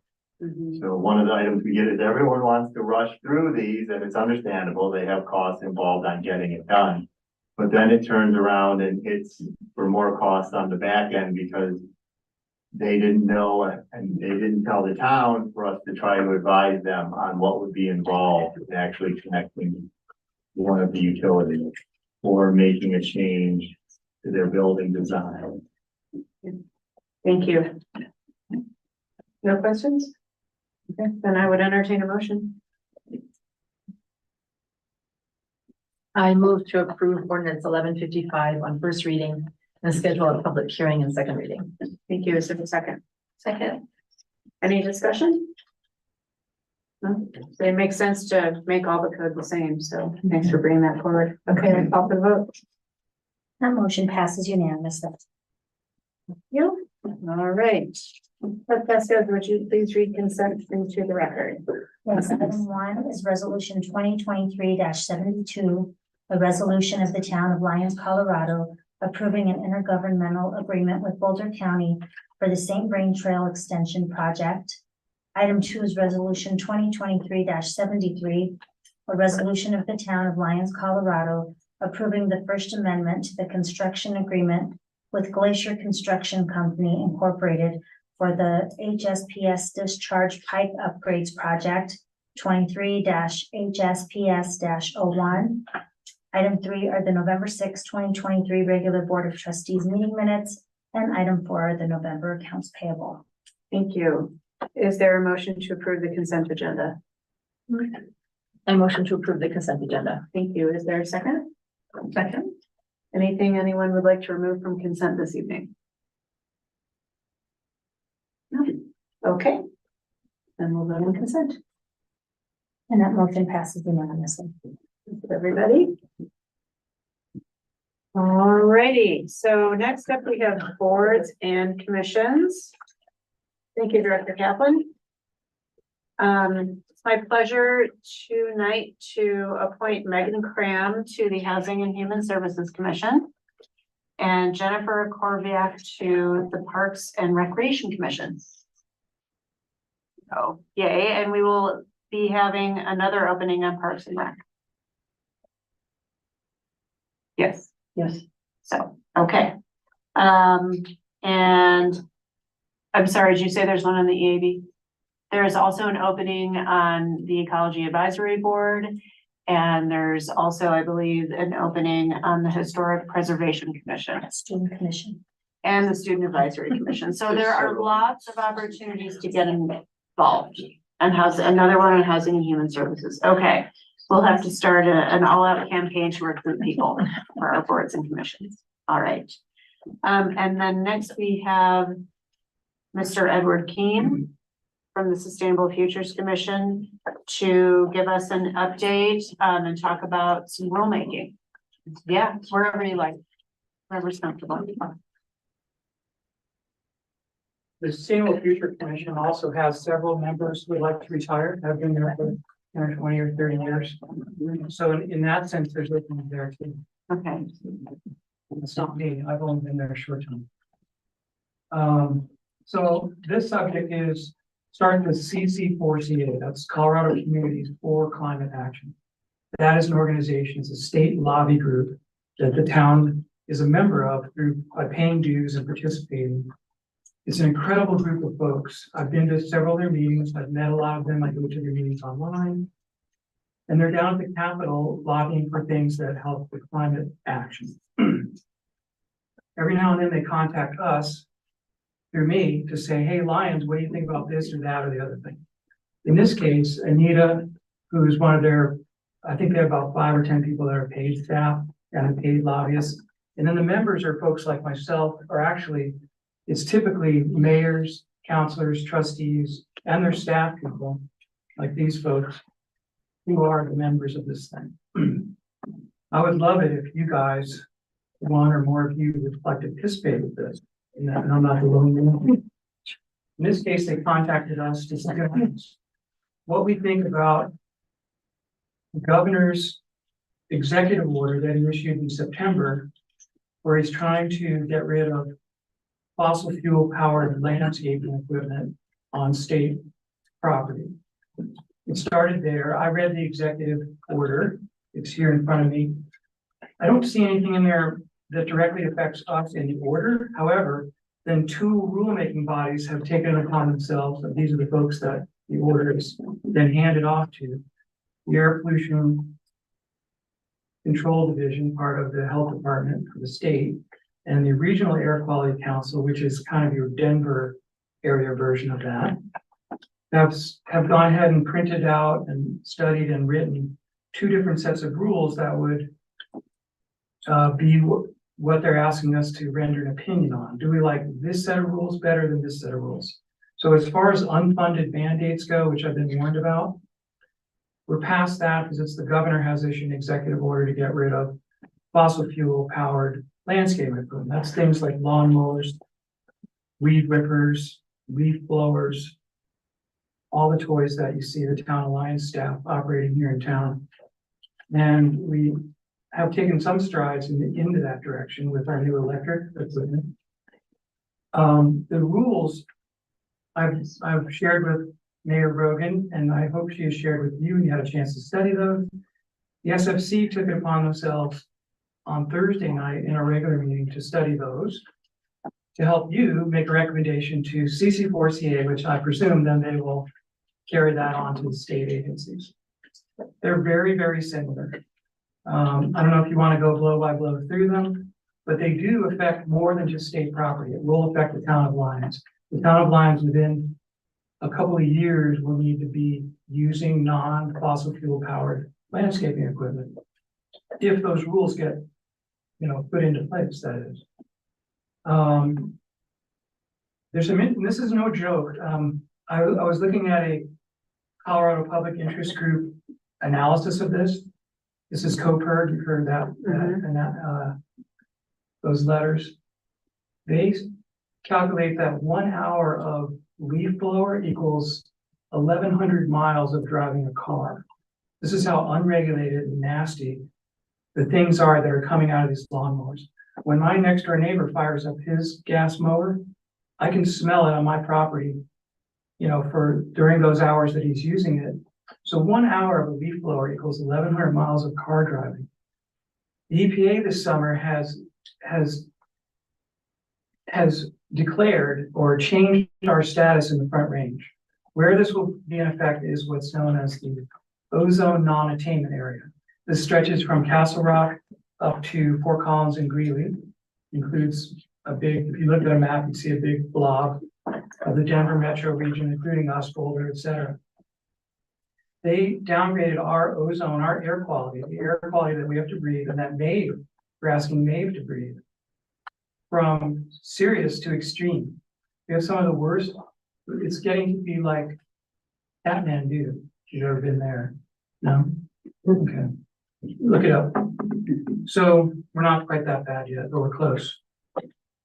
And believe it or not, getting rid of this lawn equipment accounts for 20% of that ozone. Stuff like CO2, nitrogen oxides, some really gnarly stuff. The stuff that's pumping out of Cemex 24/7, 365. So we took it upon ourselves, and we're not exactly sure which of these two rules is better. One covers sort of 5 different aspects. The Denver group is advocating for no sales of this equipment in that whole area, which that will help somewhat, which means if you need to buy that, you may have to drive out beyond that little map to go get your new lawnmower if you really want to keep using fossil fuel. By the way, earlier when I said I'm willing to help you with all these things, I have electric car, electric house, electric lawnmower, electric weed whipper, electric chainsaw. I have all those things that I'm happy to lend to you, or you can use them and drive them around and whip your lawn or whatever you want to do, so you can get a sense of what this is. So can I interrupt for just a second? Yes, please. Okay, so I want to make sure that we stay on track with Yep. what these rules actually mean, and So the governor it's wants to my, stop with all excuse me, state. just, okay, And these rulemaking bodies want to extend it even further to affect us. okay. That's the bottom. So we're talking about not just the town of Lyons not buying gas-powered lawnmowers or You won't using be able to buy gas-powered. this equipment. We're also talking about private citizens, like this is going to restrict people's Well, ability to buy they it. can buy it, they just can't buy it in this area, Right, that's all. right. So with RAQC, the regional one, they have a restriction starting in 2025 where you can't offer the sale. The state organization doesn't have anything about that. And they also talk about horsepower, which is really about what size equipment can be used. So below 10 horsepower, starting January 25, you can't buy these things if RAQC wins. The next item is state entities and their contractors cannot operate this equipment in this area starting June of 2025 on both versions of the rules. However, the RAQC is going to regulate stuff below 10 horsepower, and the state wants to regulate up to 25 horsepower. 10 horsepower is your house type stuff. When you get to 25, we're talking about riding lawnmowers and bigger things, probably the things we use here in town for our parks. The third of the 5 items is local governments and their contractors, that's us. With the state APCD proposal, it begins 2026 in June. With the regional council, it begins June of 25, so a year sooner. And again, the state wants to regulate stuff below, up to 25 horsepower, and the regional wants to regulate things up to 10 horsepower. Kind of hard to figure all that out. The 5th item was commercial entities so all commercial entities, not just operating on behalf of the state or the town, but every commercial landscaping company will be affected, not at all by the APCD, the state-sized one, but the regional council wants that to begin in June of 2026. I believe the SFC would advocate for the RAQC. Even though it doesn't affect the bigger lawn equipment, things start sooner and has a couple of other aspects that are quite interesting. Regulating the sale of equipment and affecting commercial landscaping. Is there, any information about funding to replace equipment? I asked the CC4CA today about that. And this is something I'd love to talk to you guys about in the earlier discussion where you're taking these pledges and being tireless and relentless. Where there is so much money aimed at these types of things in a general sense, that there's got to be some of those dollars that would work great for this. This town, I was here with Victoria and many of you guys, we got flooded. None of us, I don't think any of us anticipated that. I certainly didn't know what that was. But we all rallied and we got it done. We just celebrated a 10-year finishing of those projects. We got really good at grant writing. And there's people, you can even get a grant for the state to help you write grants, believe it or not, for this Wait. IRA money. Yeah, we know that. Okay. Yeah. And then has there been any discussion about what will happen to the fossil fuel powered equipment? I mean, there's gonna be a lot of equipment, but I don't think they have anything specific on that. I think which theoretically means they figure it'll just die and then it'll get recycled. Some of the grants we've accepted so far make you show proof of disposal because they don't want to just ship to some other country and doing the same thing. So we had to show proof of manifest at a disposal for the stuff we've done so far. That's true of the current Colorado's EV for clunkers program, which is what I talked to you guys about really long. But on that one, the clunker has to go to a junkyard, and then you can get an EV, in my case, $8,000. So there is no regulation, however, on this outgoing lawn equipment in these rules or in the governor's executive order. okay. I know that all this information has came at the last minute today. Victoria, do you have a staff recommendation about which of these rules? I don't know. Okay. It's too, I would need to look at it a little closer and try to come up with what would the cost, you know, the cost to do it if we implement it and don't have a grant, you know, and some of that. And I also, you know, the question of if we don't have electric storage somewhere, you know, what's our plan if we do this and there's a power outage? Or a grid outage. Well, and I think the issue is that this is an executive order, and so it's not an if, it's a when. Yeah. Attorney Dittman? Can I get a few minor corrections to like what's going on here? I think there's a couple of things that we may need to understand the background here, just to fully understand the extent to which these rules are applicable to us. So first off, the Regional Air Quality Control Commission, the RAQC, they made a recommendation to the Air Quality Control Commission, the AQCC. The RAQC does not have any authority to regulate us. They're just a planning body, essentially. And so the RAQC made a recommendation to the AQCC, which is the government agency, which actually implements these rules, and then the Air Quality Control Division enforces them. And that proposal is much more limited in nature than what had originally been discussed, which was, you know, banning, you know, the sale of these equipment. That is no longer the case.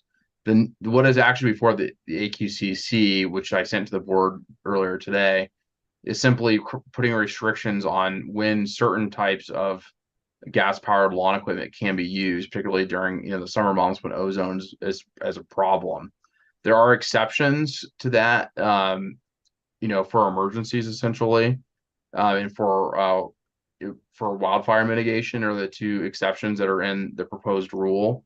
And then the second part of that is we have to do reporting, you know, starting in 2027 of what we have as gas powered, even if we're still allowed to use it. And so those are the kind of the two pieces of, there isn't, you know, at this point, any sort of, you know, banning the sale of these materials. And it is limited to certain types of equipment during certain types of the year, and it lists out what those equipment is. And it's for things smaller than 25 horsepower.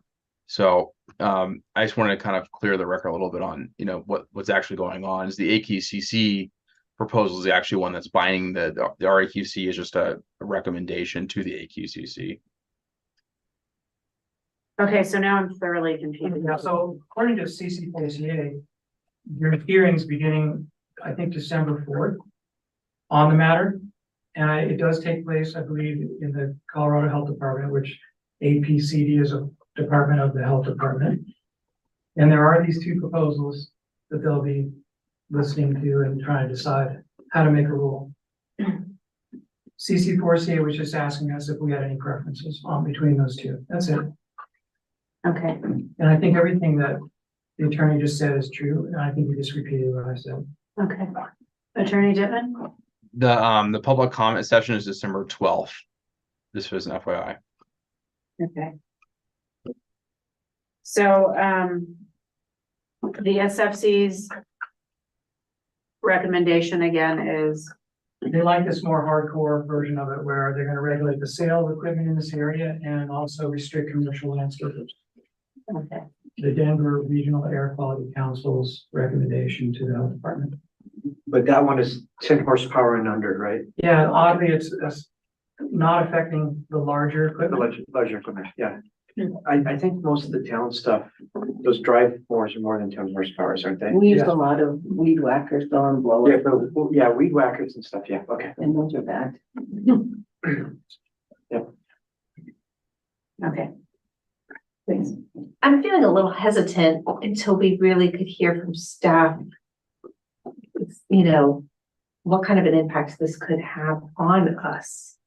An analysis of how many weed whackers and things, blowers that we would need to have replaced, and et cetera. And the impact that has on the timing. So I understand it's an eventual happening, but I would really like to hear genuinely, what's this mean to our maintenance crew and to our budget? We have one more meeting before the 12th. You want to try to put it on an agenda and have Director Cosgrove come in and give us more specifics. Is that what you would like? That's what I'm thinking would be important to have information, at least for me. And unless you guys feel like you're slam dunk this. Well,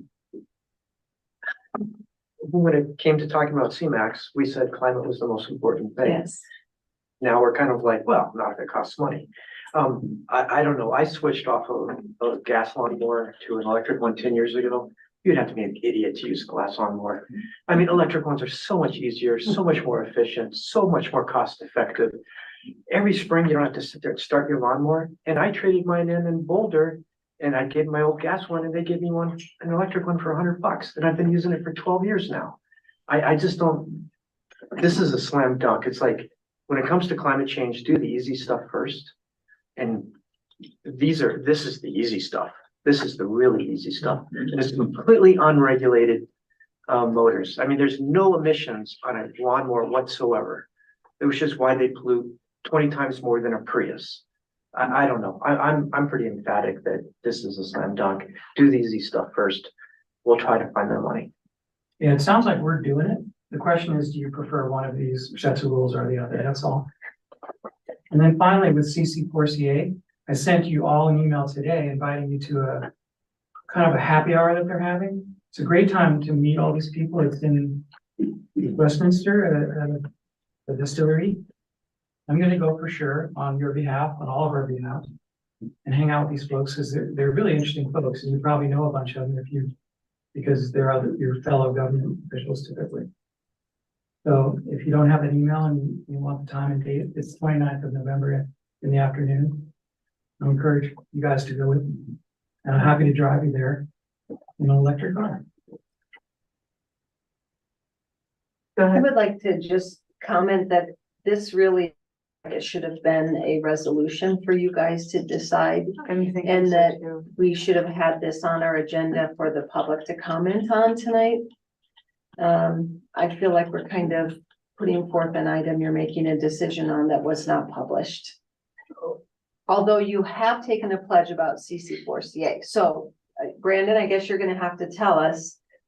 But to me, this, knowing how in-depth this is now, it should have probably been an item, not just a board update.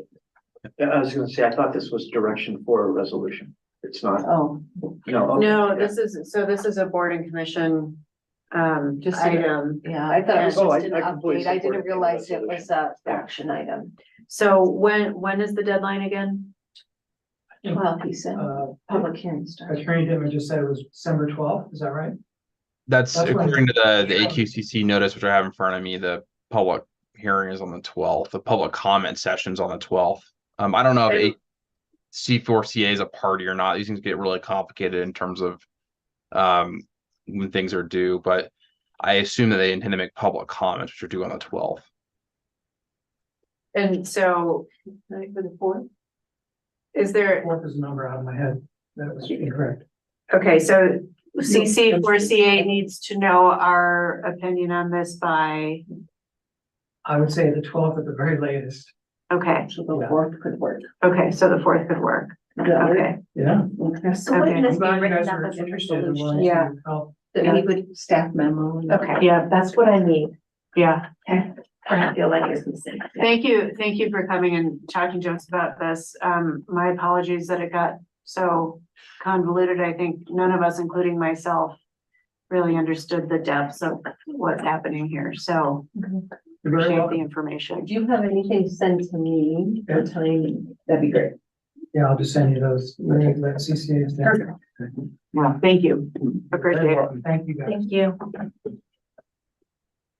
Okay.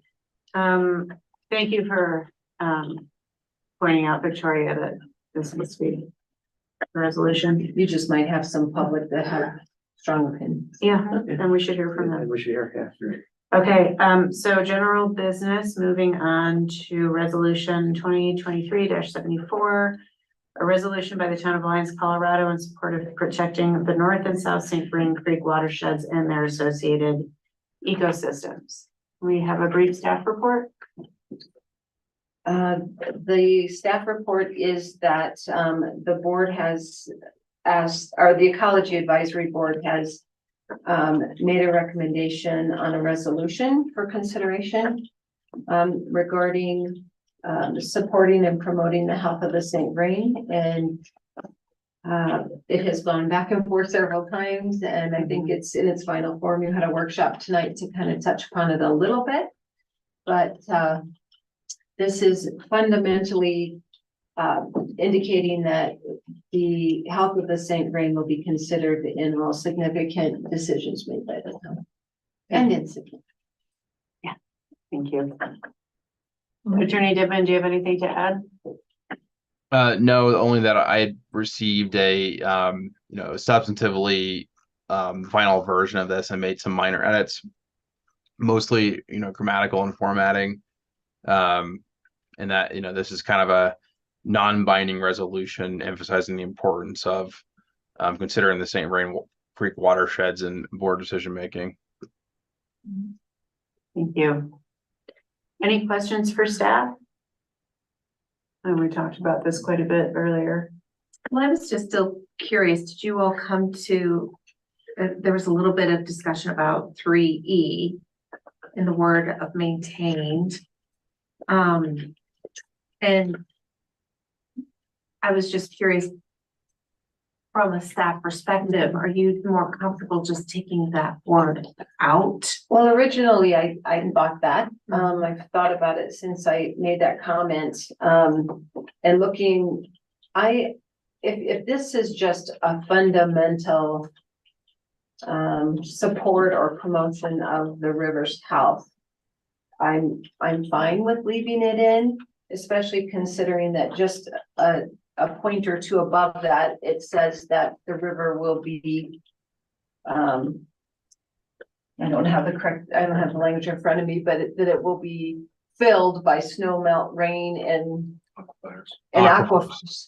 And we certainly have no control over that either. So I'm okay if you want to leave it as maintained. doesn't, I don't need to have anything changed over that.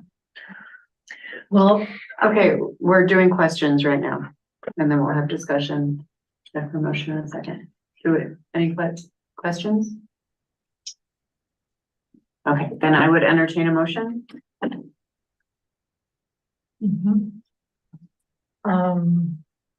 I move to approve resolution 2023-74. A resolution by the town of Lyons, Colorado in support of protecting the North and South St. Vrain Creek watersheds and their associated ecosystems. Thank you. Is there a second? I'll second. Okay, now discussion, trustee Deb. Sorry, I was just going to make a comment about the word maintain because to the same effect, if you look at 3D, it also mentions that biodiversity is maintained. So, I mean, it's not something that we can ensure. Of course, it's something that we can, you know, endeavor to maintain. I don't know that we can guarantee biodiversity or the, you know, free flowing nature of the South St. Vrain, but definitely something we're going to endeavor to do, right? But I saw that parallel. Yeah. Well, and we recognize that the creeks should possess But I these think maybe it's conditions. at a minimum. We don't control any of those things. Right. Well, and it's, you know, the action verb here Yeah. is the board recognizes that Okay, these creeks should possess. So what we're saying is that we recognize that this is what we would like the creeks to be. Not that we're taking any action or could take any action when it comes to that. So I'm okay with that because I think, yeah, we do recognize that these creeks should possess at a minimum these conditions. I was gonna say, I strongly support that. I think pointing that out, that it says recognizing, that sets the tone Yeah. for what this is and what it's not. So yeah, and I think it would almost be ridiculous, looking at it from that lens, it would almost be ridiculous to say no. Yes. It's like, isn't this obvious? But putting it out there is a great thing. I agree with exactly the way it is. Well, and I went back to our comprehensive plan and I'm not gonna read the ones, but there were multiple places in the comp plan that is about the St. Vrain River in particular coming through our town and various things that we should always keep into consideration. So I feel like that is mirrors what's the intent in this as well. Can I say one last thing? Yes. I really love that this document draws attention to the fact that the St. Vrain Creeks are the lifeblood. That was the first word that came to mind, and I hadn't seen that word yet. And I was like, yes, the St. Vrain Creeks, they are the lifeblood of our town. And we do have to protect them, you know, so I'm so glad that word was used. It seems very appropriate when speaking about the economic, recreational, the creative benefits, the services, I mean, that really calls to me. The lifeblood. Love it. Okay, so I take it then there are no amendments to this? Any further comments? Maybe one. As I don't know that it has to be part of the resolution, but I would like to, just as staff, bring up that I would like to take this once, if it is adopted, to start looking at some policies and processes of how to make sure that this is built in to, and which types of projects, which ones not, you know, and what's the process for that. My understanding was any major projects were all being referred to all the boards and commissions. So I was kind of surprised to hear that there hadn't been. So I want to ensure that we have a process in place to make sure that the Ecology Advisory Board gets their eyes on projects that have an impact. Yes, strong agreement. Thank you. Yeah. And I really like the idea of having like a checklist, like almost like a cover page where it has the different commissions. Well, you know, listed. we have a do that. process for Yeah. LAHC when they want to do sculptures. Yes. And it gets routed to certain people to look at it from a safety perspective and from a environmental perspective and some of those things. So I have something in my head that I think could maybe work here, but we need to get those processes in place so we're all on the same page. Yeah, let's Yeah. definitely work on that. Yeah. Thank you. Okay, then I will call for the vote. That motion passes unanimously. Thank you, everybody. Thank you, EAB. You can still stay. You don't have to leave now because you're, yeah, okay. Okay. Any more of those muffins? Okay, moving on, discussion and updates on grant applications, please. Good evening. Good evening, Mayor and Trustees. So we included in packet a spreadsheet showing our grant applications, what's been awarded, what's pending, what we have yet to apply for. There's a couple edits that we've caught that we need to update. But if you have any questions about any of those, we can answer those. And then I did want to give an update about the memo or the cover that I included in the packet, kind of goes over some HMGP, which is hazard mitigation program through FEMA that we applied for 3 specific projects. And we kind of knew we didn't have a great chance of getting it, those grant funds because Superior and Louisville had priority.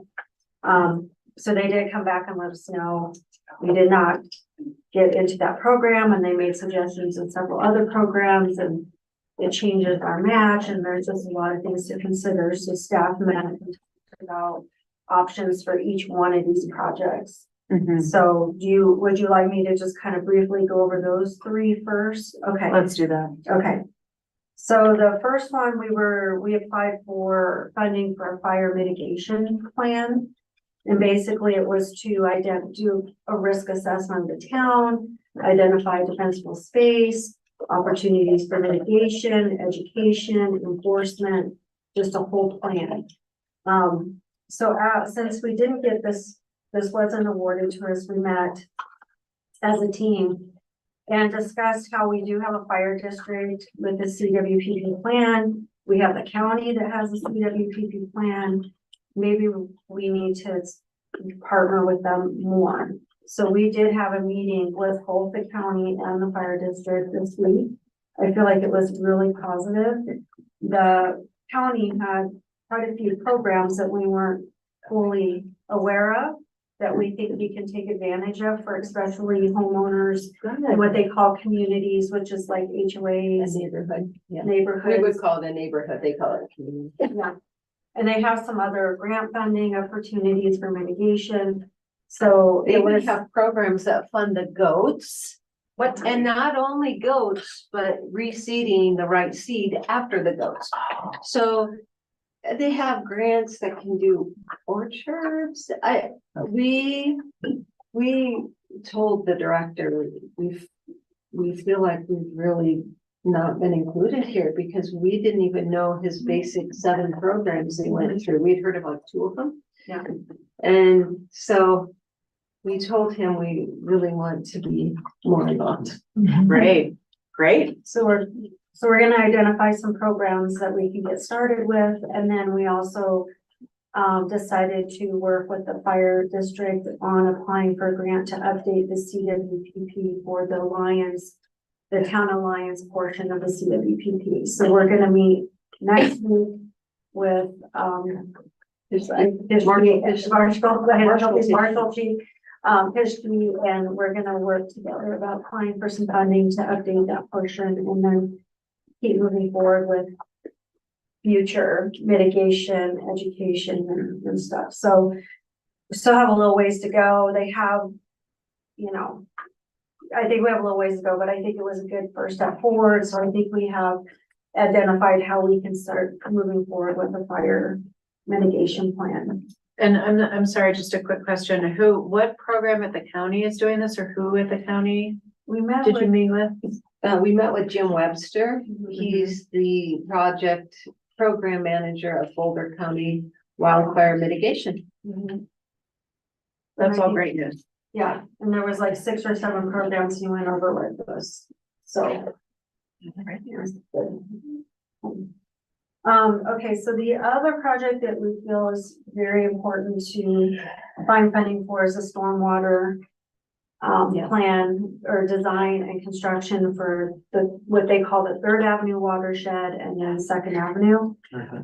So originally, we were applying for just design because we don't, even with a 10% match, it was just too much for us to match that program, so we were just gonna do design. DHSEM, which is Department of Homeland Security Emergency Management, is who I met with, and they manage these programs. They suggested that we apply for BRIC, which is, Building resilience, infrastructure. and communities. So usually that's a national competitive program, but the state did get an allocation of BRIC funding that's for like planning and design, and it's only state competing statewide. So they said we could apply for that. But it does bump up to a 25% match, which will really, it's like $100,000 or something. So we thought as a team, we talked about maybe splitting and doing an application for Second Avenue and an application for Third Avenue with a 25% match, and that would be about $37,500 per project. And the stormwater fund has about 115,000 in reserves. Okay. So if we broke it into two projects and were awarded one or the other, we could probably feel more comfortable about, doing the match if we were to get it. Yeah, it was really disappointing not to get any of the three HMG. Oh, yeah. So one challenging thing though is the board has to commit to that match, so. Before the application. Yeah, and That's it part of would it. not be awarded until 2025. Oh, and that's just for the design. What are the chances that different grants might become available before that time? We're always watching. Yeah, I'm always watching, and I was asking them from other suggestions. They, next year, there's another HMGP that's opening up, a FEMA HMGP program opening up. And those applications are due in August, but there was another flood disaster in June of this year. In the I south. think in Clear County, and so they get first priority, but if your county touches the counties that were affected, then you get second priority. And then after that, then it's a statewide call. So we'd be kind of down low on that list. down low on that list too. And again, it's a 25% match. And then they don't think that would be awarded till 2025 as well. So yeah, the stormwater one is the challenging one that we're having. But while we were sitting here during the board meeting, I was looking at CDBG. So we'll explore that more and see, but we're constantly looking. But I think we kind of would like to know if we should submit these BRIC The applications. two brick ones that we just talked about, with the breaking them into two separate projects with potential for a 25% match. So I have a couple questions about that. Do we need to identify priority? That is which, okay. Yes, No. and staff has recommended, based on several different factors, we're recommending you start with Second Avenue. Okay. I mean, we could put it in the application. I don't know how, if they more looking at the application and how beneficial it is to their funding. Okay, so they don't care what our priority is. No. Okay. And then what happens if, say, we submit the applications, we commit to the matches, and then what if something better comes along? Can we then withdraw, or do we have to stay committed to that grant? Absolutely. You know what they've always told us is, it's not good to do that, because, I mean, the next time you apply, you might not go to the top of the list, but Yeah. you can always withdraw to the time you sign the contracts. Because one of the other news we need to tell you tonight is we were notified by Senator Bennett's office that they are not going to award congressionally directed spending this year. At all? At all. And so they are going to wait, and they will ask for reapplications of all projects in 2024. So we will probably want to reprioritize those, and we've started making our lists again. And maybe one of the things we do is ask that group for stormwater money. When's the last time we received, or have we ever received CDS? We've never received any. Everyone around us has. I think we need to leverage that fact. Yeah. Okay. Senator Hickenlooper, Senator Bennett have always put forward Alliance Project to the Congress as their preference. Mr. Nagus does not ever submitted Alliance Project. So yeah, we could start putting a little pressure there. We'll chit chat. Yeah.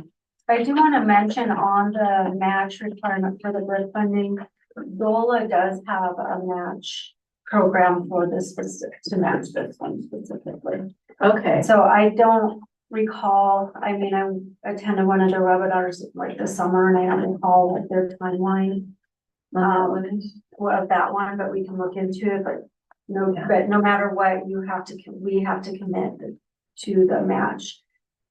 Whether we get that match funding from DOLA or not, so we can't say we're pending match or anything, we have to write it. It can't be contingent. No.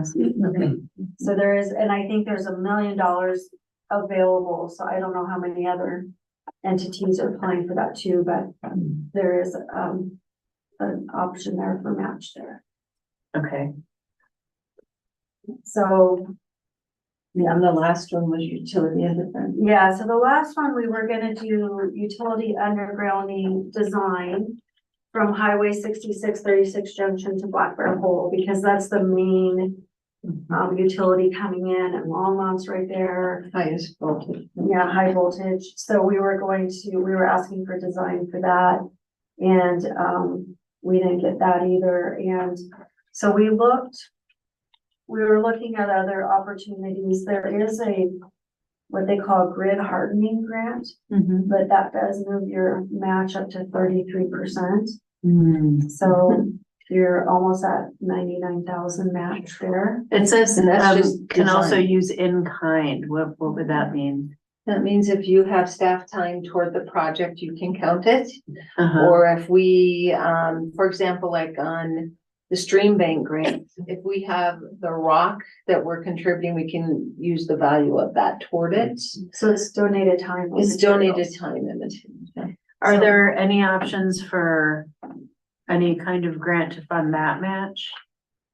Not that we're aware of right now, so we can look into that. We are considering changing the application scope to do so we're doing the 400 block right now undergrounding on Broadway. So we thought maybe we could switch the scope to do the 300 block.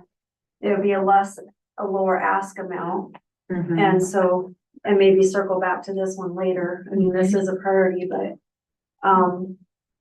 right. And then we could use Moss Rock's portion of it as our match.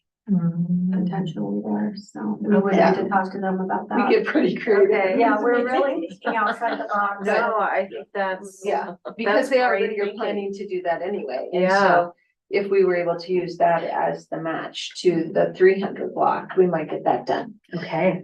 And that's already designed, isn't it?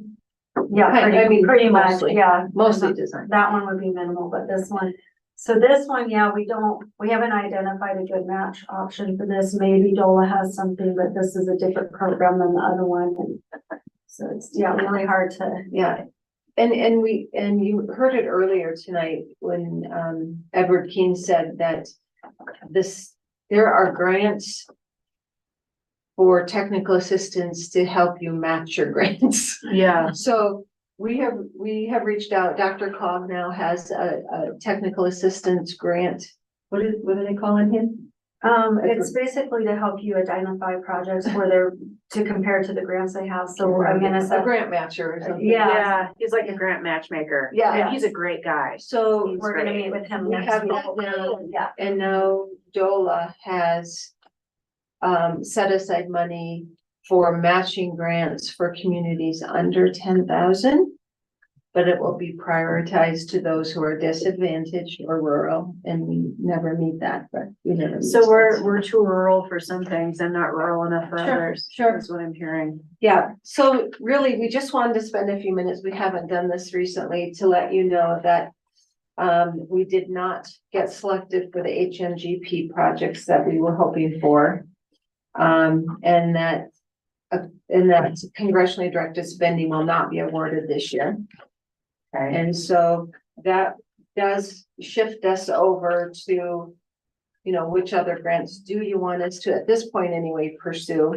And if you're interested in the BRIC grant, which is the recommendation of the state, so if they recommend it, it's a good thing. We could gear those up and bring forward your commitment, you know, if you are up for that. So timeline on those, the application first draft is due December 22nd. That's coming right up and Yeah, so I'll have a lot of work to do if we do it, so I need to know. And then February 13th is the final, and they said no, they're firm on their dates, no extensions. Okay. So I think also we wanted the board to see that, you know, we're not, there's a lot of grant money right now, and we know that that's gonna run out at some point over the next few years. So we want to show you that, you know, we're still applying it. Right now, we have about $7.5 million worth of grants amounts that we can apply for. And I think there'll be more as we continue to investigate things further. Okay. But right now we have about 1.5 in action, Okay. which Well, that's good cost work. us a lot. Yeah, to us it is a lot. Yeah. Okay, so you're looking for direction on BRIC. Trustee Elson, what do you, I'm gonna just call on people. What do you think, Trustee Elson? I think it's a good idea to split up. And go ahead and reply. Yeah. Okay. Trustee Yeah. Jonty? Yeah, I agree. I didn't get the number in reserves. You mentioned a number, I think it was 115. 115,000 in stormwater reserves right now. That's what it is. And it was 37,500 per project if we split them up. Actually, Yeah, okay. Yeah, I feel good about that. Okay, so there's that direction. Was there additional direction you needed I tonight? think the rest were just updates mostly to let you know about those. Any questions that the board may have?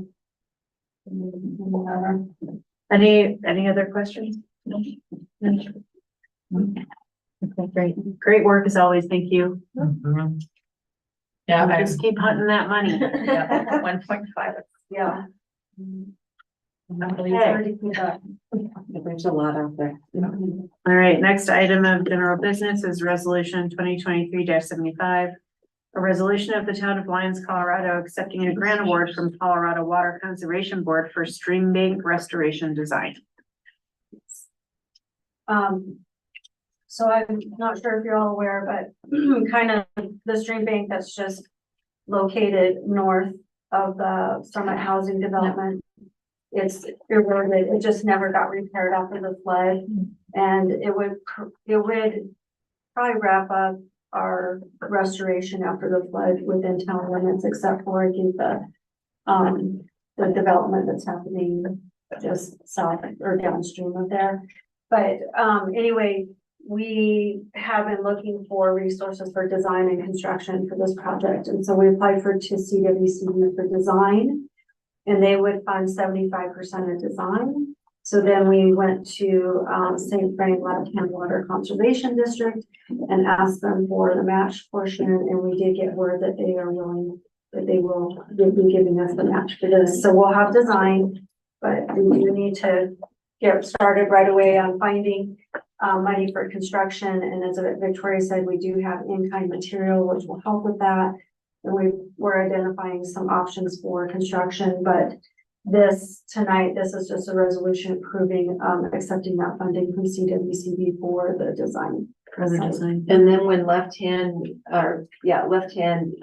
we don't have their agreement yet. That's why we couldn't bring them forward together. But CWCB has notified us like a month ago or so. And we really need to either say yes or no to them. They are waiting to hear. Okay, and when do we expect the other agreement?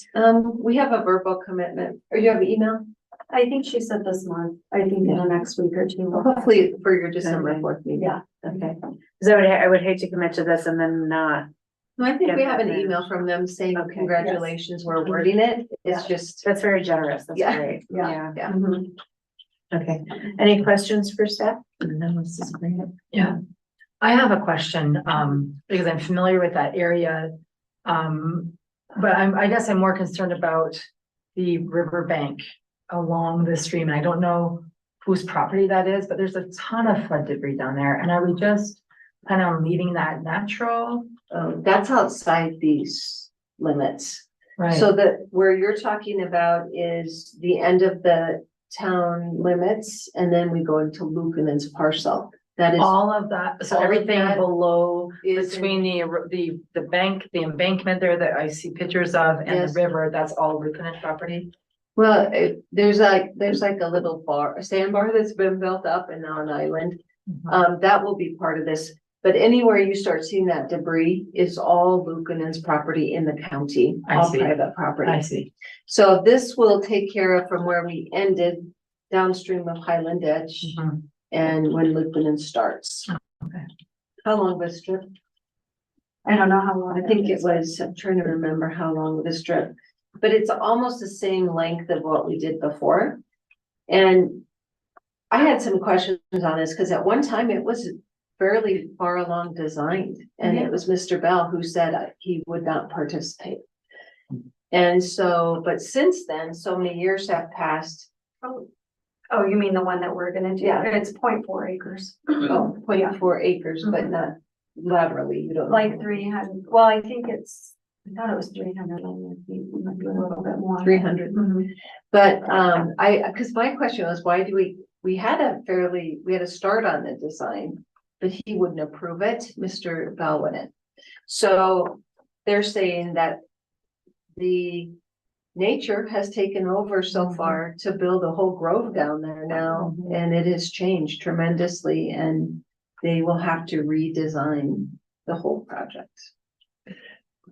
And the other thing we should say, both of the grantors are very concerned about is if they pay for design and we don't have construction coming right behind it. Yeah. Construction costs are up in the almost probably higher than that now. It'll probably be closer to $800,000 by the time we're done. And we don't have anything to be able to say to them, we can guarantee that. But we can tell them the intent would be to continue pursuing funding to do it. So we have let them know that. So we have identified CWCB, they would do 50%. They have an application, we could apply for 50%. So we're gonna find the other 50, but we do, like I said, we have about 100,000, 200,000 in kind materials. So that kind of whittles that number down a little more. So so we have options that we're looking at, but yeah, that was their concern a little bit, is if they pay for this, they would like to see it. And so they know that we're gonna have to look for funding for construction, so they are aware of it. So probably a couple 100,000. Yeah, about 300. Okay. So what are the timelines? What's the timeline for design and what's the timeline for the construction? So the design, I feel, would take about 7 to 9 months, which would be perfect timing to put it out to bid next fall, and because you should do the work during low flows anyway, during your fall winter time. So I think it would time out perfectly if we can get the funding to start construction late in 2024 and wrap up in spring of 2025. So, yeah. Do you have any questions? Yeah, my concern is where are we gonna find $300,000? Well, I mean, also, no guarantee CWCB will fund that. I mean, our total ask is 700,000. We think we can get 50% from CWCB since they funded design, so I think they feel like it's a good project. It would feel pretty good, but it's competitive. You know, you never know what other projects are gonna come in at the same time. Other questions before I entertain a motion? Just a comment. I get absolutely shocked at the cost of some of this stuff. I know. You said 0.4 acres. Yeah. $100,000 to design 0.4 acres. Oh, What yeah. are they doing? Well, I mean, are they doing really valid stuff or is it? yeah, cause you have to do a lot of, you gotta do survey, floodplain modeling, you gotta do environmental clearances and assessments, and those, like, you gotta hire an environmental person, then you gotta go through, all your state and federal agencies. So there is a lot involved in, especially something like that, because of your floodplain and everything, so there is a lot of engineering involved in that. So, Rebels Mound, and all that stuff. Yeah. wetlands, rebels, stream health. Yeah, rebuilding their habitat, design area. Yeah. You know why we pay a lot in taxes? And we're all in our own business. Okay, So again, we don't have to put any guarantee that we're gonna immediately follow up with construction, but they know that our goal would be to try to secure funding to be able to do that. all right, if there are no more questions, I would entertain a motion.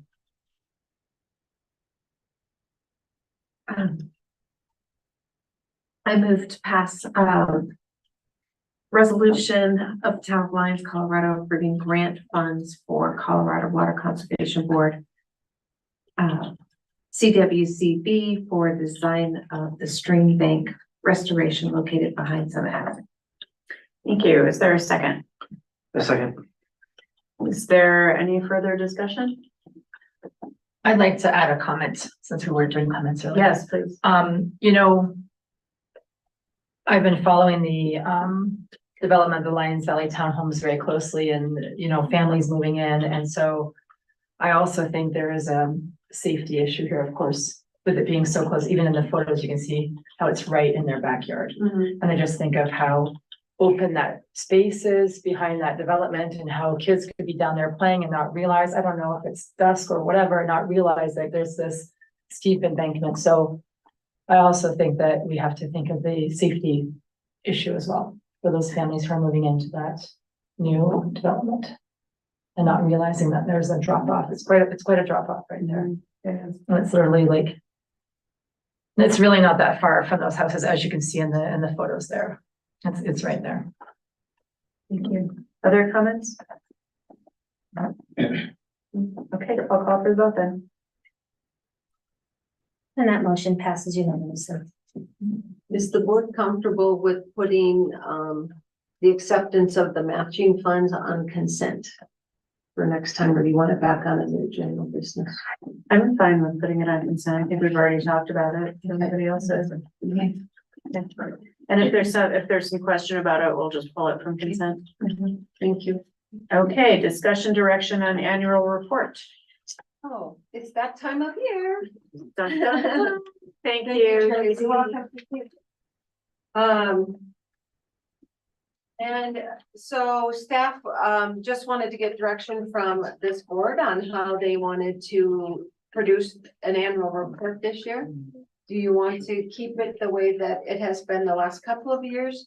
Or are you interested in doing, a different type of, either technology using, QR codes or more graphics, shorter documents? Or do you want to continue on with a printed narrative? Or still do the narrative, maybe not print as many and do a new, more graphic design as well?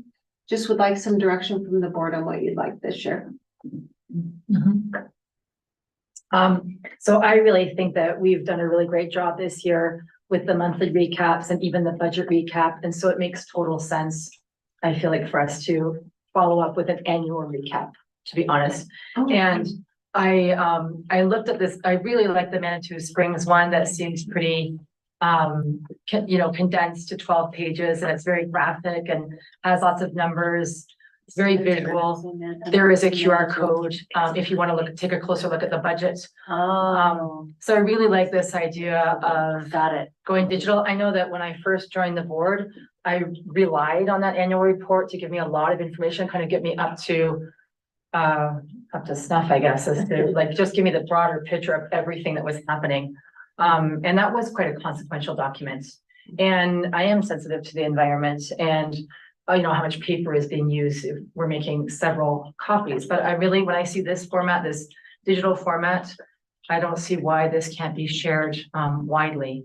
And you know, last year you had a compromise with 25 hard copies that people could, you know, consult or borrow from the library, and maybe there's a way of, you know, finding some kind of compromise. But I really like the examples that you've included here.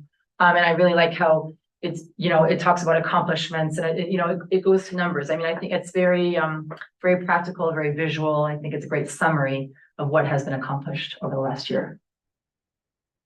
Yeah, even safety level. Yeah. Other thoughts? I have one. Yes, please.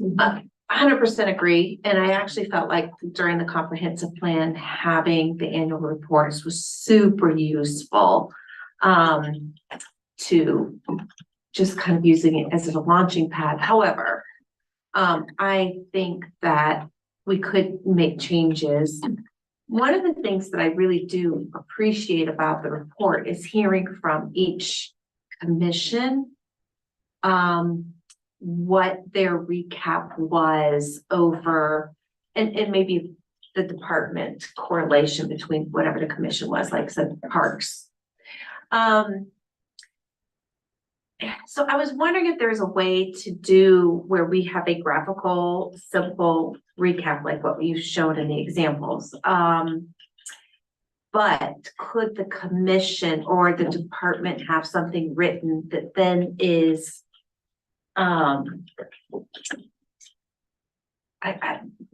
they have it discussed in the commission's meeting, for example, it's on their agenda, they approve it, and it's there within the minutes of each maybe commission. So if there's One of the examples. does that make sense? So we can still sort of see the more in-depth report, Yeah, but we're what not is it? printing it. Right, which one was it? Manitou Springs, Manitou they would with QR California code. Boards, Like, Commissions, yeah, even to links. apply for a commission, like here, there's a QR code, make an impact, apply, and they can go straight to the application form. I love that. And then we could link them. Mhm. We're just looking at ways to still capture what occurred in the year. And the mayor and I talked about this a little earlier. I do feel like we are weak on, I think if you go to a more data-driven digital format, it would force us, staff and the board, to do more measurable goals. Yeah. Which I think Is a we goal. should be doing. We Yeah. should have more measurable goals. I think you've done a great job on narrative this year with the recaps and linking and QR codes, but I'm trying to kind of watch what others are doing here, and as we said, even GoCo, Dr. Cog, DOLA, they're all going to this form. I mean, even state agencies are going to this format. So I just wanted to throw that out there. We can do whatever you would like. We could still link to some kind of narrative that has more detail for each department or board and commission. But whatever you guys want to do, we need to know, because Mr. Lowell back here's offered to edit and publish again if we're going narrative. Well, maybe he'll still do it if we go even less narrative and more digital, but Okay, let's hear what the rest of the board thinks. just time to do it. Yeah. So I still do like the narrative, because I think there's something that's really, really honest about it. And when each board or commission does their own, I like the fact that it doesn't all come from the same voice. Yeah. I think that's actually important. This is a great high level thing, but it also feels like an advertisement. And so I kind of look at it with a skeptical eye. So, but I really get your point that there is value to the narrative. It doesn't have to be printed, could be a QR code, but I think there is value to each commission having its own voice. And the fire district. And the fire I district mean, and everything else. and Yeah. everybody else who's included. Trustee, also, what do you think? Yeah, I kind of feel the same. So I could see the pluses and minuses to both. I mean, this annual report, from Manitou Springs it's great. It's easy to look at. It's easy to find information on. You could do something with the QR codes too, and have each commission have its own page, just basically on there. I kind of feel like we need a balance between the two. Maybe we need one that's the narrative we had last year, and have it available online if someone wants to print it up. And I tend to agree with you. I think, the printing of it, while, you know, it's great that you can go check it out at the library, it's hard to justify from an environmental perspective, printing a 300-page report. And I'm kind of like, I can see the benefits to both approaches. I too love the fact that the voices are not the same. Yeah. And, you know, I think you get a real flavor for what are the folks who make up our community with that. And I would hate to lose that because I think that's a valuable historical document. And then at the same time, you know, I mean, I have written and I see a lot of annual reports and they are not 300 pages. They're like 7 pages, right? And with the data, so you can read it. So I'm gonna propose something and totally fine to disagree, but I would actually like to try doing both this year, except I don't wanna print.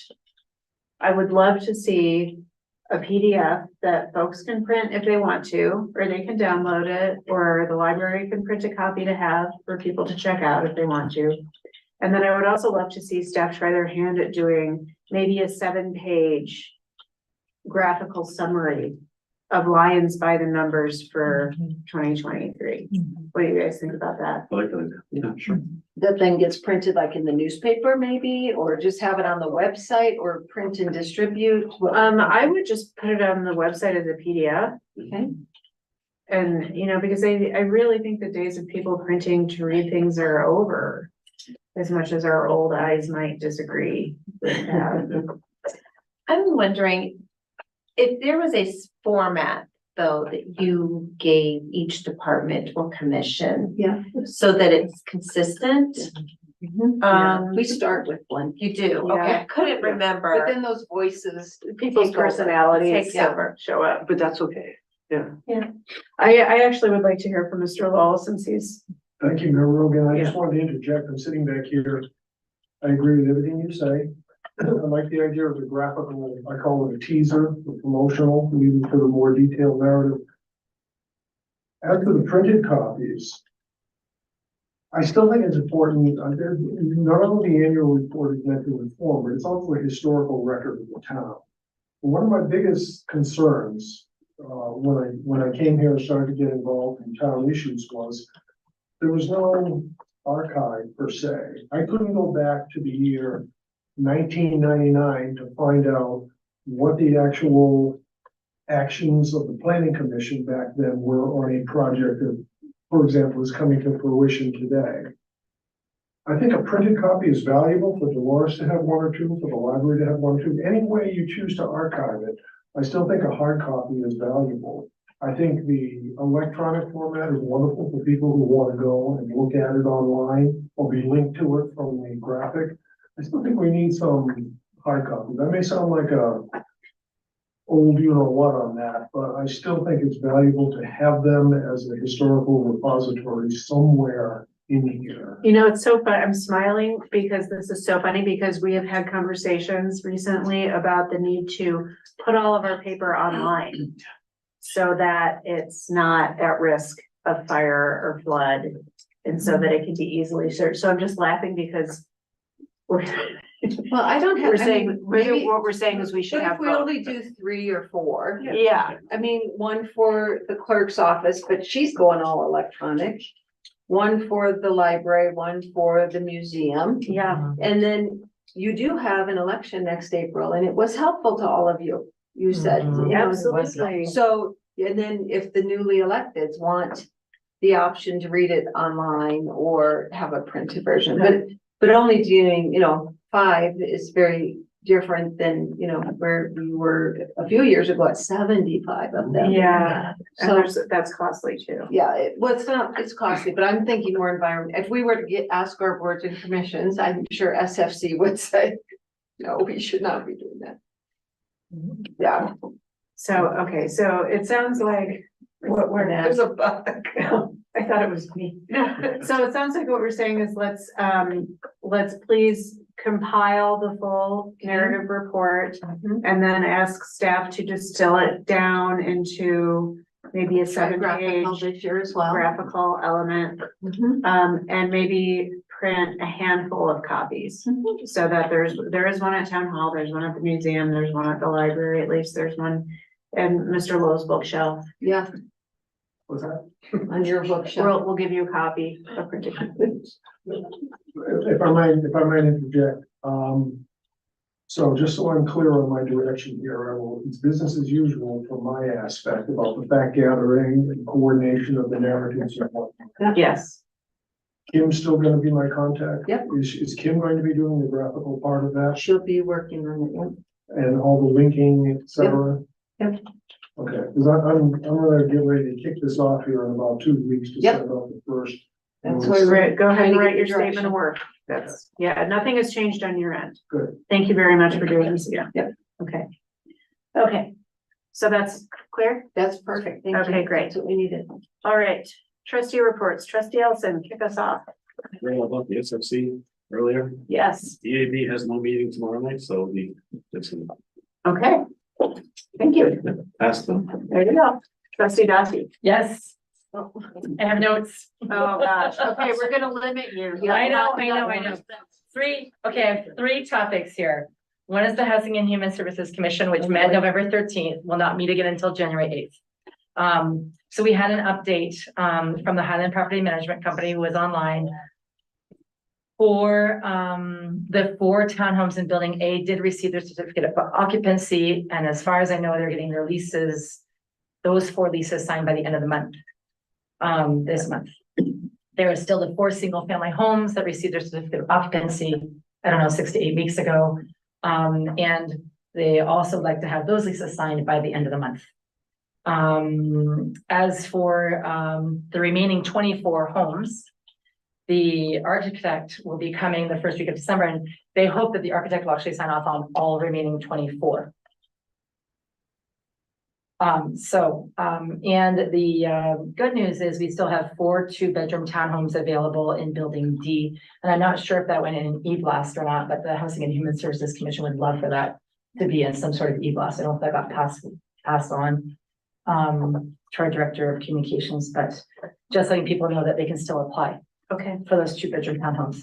There was a presentation by Housing Futures. They talked about qualifying strategies for DOLA's HB 21. They talked about Proposition 123. And there was a question about the FEMA buyout properties compared to the HUD properties and how many of those lots are no longer in the floodplain. So we're trying to find the low-hanging fruit.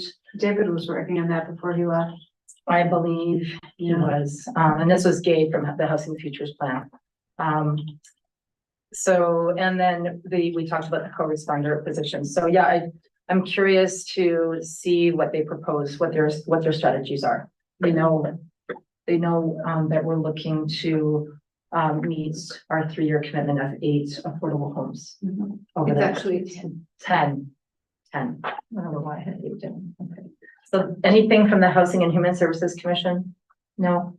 Okay. So then the Economic Vitality Commission met on November 15th. They will not meet again until January 17th. And I want to thank Trustee Ellison for stepping up to attend the January, February, and March meeting, as I will not be able to attend those meetings. So thank you. Thank you. I appreciate that. So I think that effectively ends my time as liaison with the Economic Vitality Commission, right? We talked a lot about the wayfinding design that I think was brought to a few different commissions, maybe the Arts and Humanities Commission as well. And they preferred option 1, the art box option. They are working on a recommendation. Well, actually, I think there is an email here, a recommendation regarding non-payment of sales tax. And so the discussion was how to incentivize businesses to get their licenses. That's where the discussion went with the non-payment of sales tax. They were looking at more of like positive incentives as opposed to negative incentives. It's a law. They need to have a business license to operate. It's the law. Are we gonna incentivize the law? Well, we'd like to incentivize people to get their license, especially It's- people with home businesses who don't necessarily realize that they need to have a license to So operate. it's an education campaign to me. I don't want to incentivize people to actually follow the law.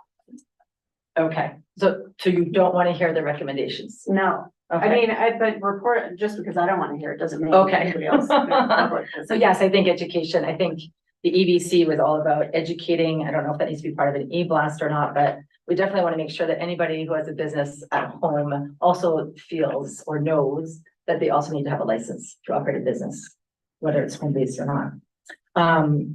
We talked about waiving the renewal fee if they are in good standing. One of the positive incentives, for example, I did not know this, that any business that is in good standing is listed on the town website. I have not gone to look at this, but this is what I was told. So I think that's great that we're advertising those businesses in good standing. I believe it's on the Visit Lions site. It's on the Visit Lions, but okay, great. They talked about maybe incentivizing people with an early bird discount. Like, for example, if we were to let them know December 1st that their business license is to be renewed and they have it renewed by December 20th, they would get a half price deal at $25 as opposed to $50. That the actual $50 renewal fee would be good through the end of January, but after that, it would be $50 a month penalty. I think right now the late fee is $5 a month. We're gonna be talking about the fee schedule December 4th, right? Mhm. So these are recommendations from the EBC as to how to maybe make the penalty a little bit more, substantial, going from 5 to 50.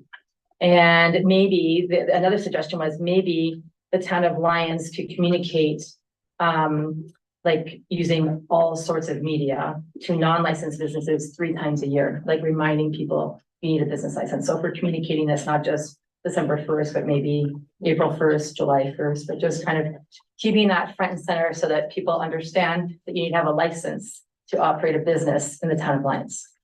Right, so it's really educating, and then maybe giving them a half price discount if they do it before December 20th. So those are some of their ideas. And lastly, the Chamber of Commerce is looking for a new executive director.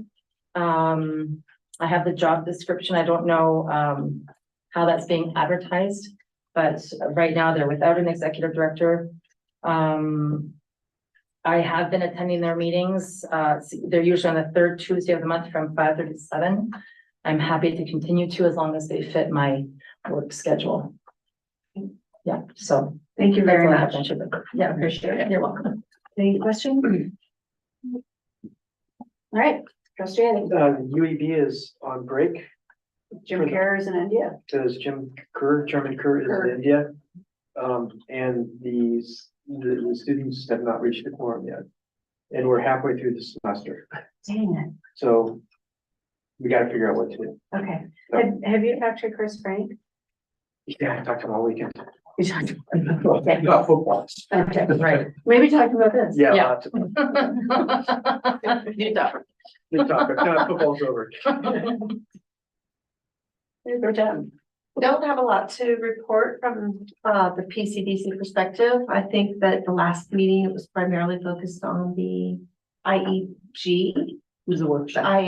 IGA, thank you. It was a workshop. It was Yeah. just a workshop, so no actions were taken whatsoever, and they've got 2 meetings left because they are only 1 meeting in December because the 25th is a Monday. Okay. Would have normally be there, so none of us are showing up. Ready to Santa.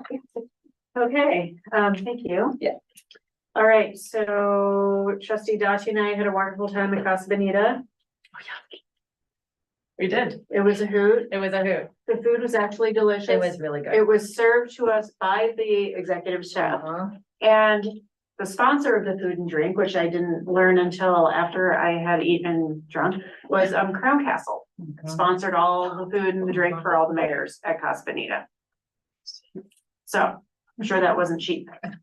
Because I didn't, but there was a lot of drinking going on.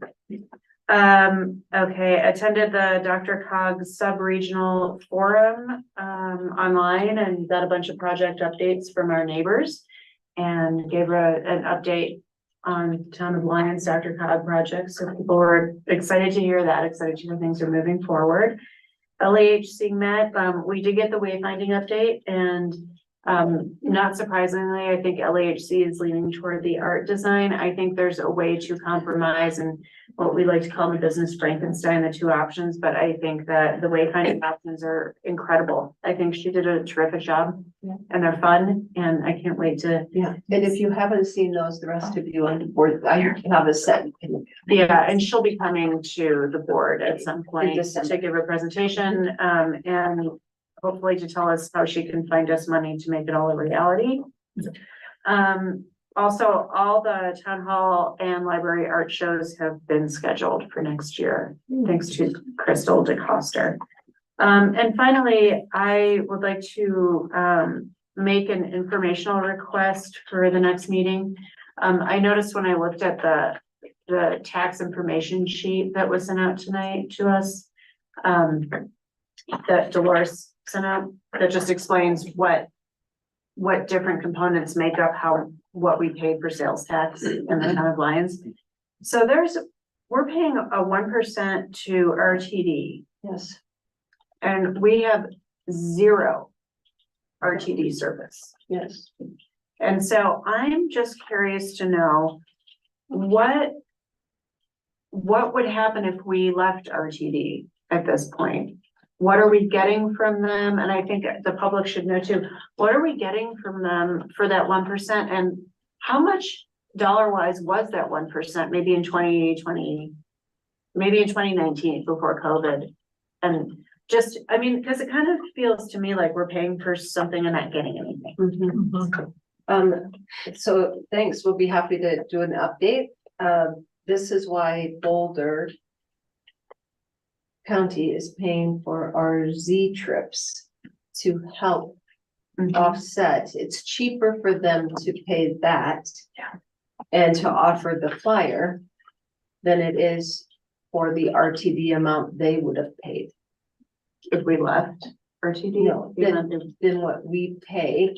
So what we pay, instead of it going, if it's going directly to RTD, I don't know how that works, but we'll put it on the agenda. But basically, that's why Boulder County's paying for our flyer and our Z trips, is to be the equivalent of what we would have gotten from RTD. Well, and we're grateful for the flyer for sure. In fact, I just talked to somebody the other day who was like, oh my God, I love that. That's the best bus. I take it all the time. What happens when the ARPA funding money for the flyer runs out? I'll see if we can find someone for the 4th. I don't know if I'll have enough time, but okay. if not, But if not the 4th, maybe another meeting. I just feel like it's something to discuss. Attorney Dittman? We do have a lot of information on what it would take to leave RTD. This has come up several times before, and this is a short summary that is not easy, but we do have that information already kind of researched. So That was my question. I didn't think we had an option. Sure we do. We do, but it's not easy. Okay. I don't know as part of a member of Dr. Cog if we do. I believe Longmont has been potentially discussing a similar thing, and so we might reach out to their. they hired me to look at it, so so So I had the memo from that. That knowledge on Longmont's dime. Okay. Okay. There I was trying to be like, circumspect about it. Okay, so that concludes my report. Yes? Any comments on the IGA meeting with Boulder County? I put it in my report. Yeah. It's in your report. I was gonna wait now to ask. Okay, no, it's fine. We can talk. Yeah. Another time. Okay.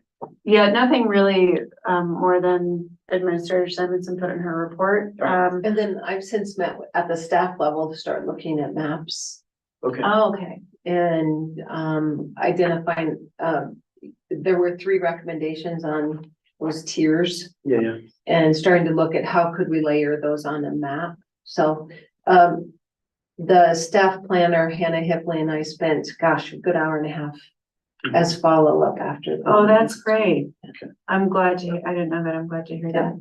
Did they have any comment about their willingness to subdivide below 35 acres? And keep it in the county? and keep it in the county so that we can do We did annexation. discuss several properties, you know. Okay, so they could decide to do that property on property. Okay, Yeah. all right. They didn't seem like they were gonna reject the notion out of hand. Okay, all right. And then the next meeting with them is December 4th at 2 o'clock. And is that online or is that, I think in we're person. in person. okay? We'll So confirm that. Okay, yeah. would love to have you. Yeah. Okay, all right. Summary of action items, please. All right, I have got, the board would like an additional ballot workshop to discuss excise tax, sales tax, and a potential sunset at the next meeting. The board requested regular updates on the co-responder position. Staff is to research a community liaison with Amazon to address locker issues. Ordinance 1155 passed to second reading. The CC4CA resolution is to be presented to the board at the December 4th meeting. Ensure process and policies to ensure that the St. Vrain Creek resolution is implemented correctly. There will also be a resolution in support of BRIC on the 12-4 agenda. And the resolution to accept the matching funds for the CWCB grant can be on consent agenda when approved. Compile the annual report with graphical content with a limited number of printed copies for historical records. And last, I have RTV tax component information. What are we getting from them? What happens if we leave? And what was that dollar amount pre-COVID? You Administrator I just had Simonson? a couple, coming up with way to encourage or inform and encourage locals that they should still apply for summer housing. Mhm. There's still availability. The flood impacted properties, that's an ongoing thing. And whether those will be buildable. But, I had just one other one. Oh, it was on, potentially notifying homeowners about this placing signs in our town right of way. If we could figure out a way to do that before that happens. Mhm. And then, a process for making sure town projects are referred to boards and commissions, specifically ecology. Great. May I go back? Let's see if Attorney Dittman has anything to add and then, I don't have anything to add. okay. Thank you. I'd like to ask for clarification. What was that you said about the Amazon one? The mayor wanted us to see if there was a Amazon liaison that would work with the town to see how we could address the locker issues. And the mail delivery issues, I think, was more the thing. Right, it's the delivery Well, we know. of package. Yeah. Yeah, just, is there a small town Amazon rep that we can talk to? Government affairs person, a lot of times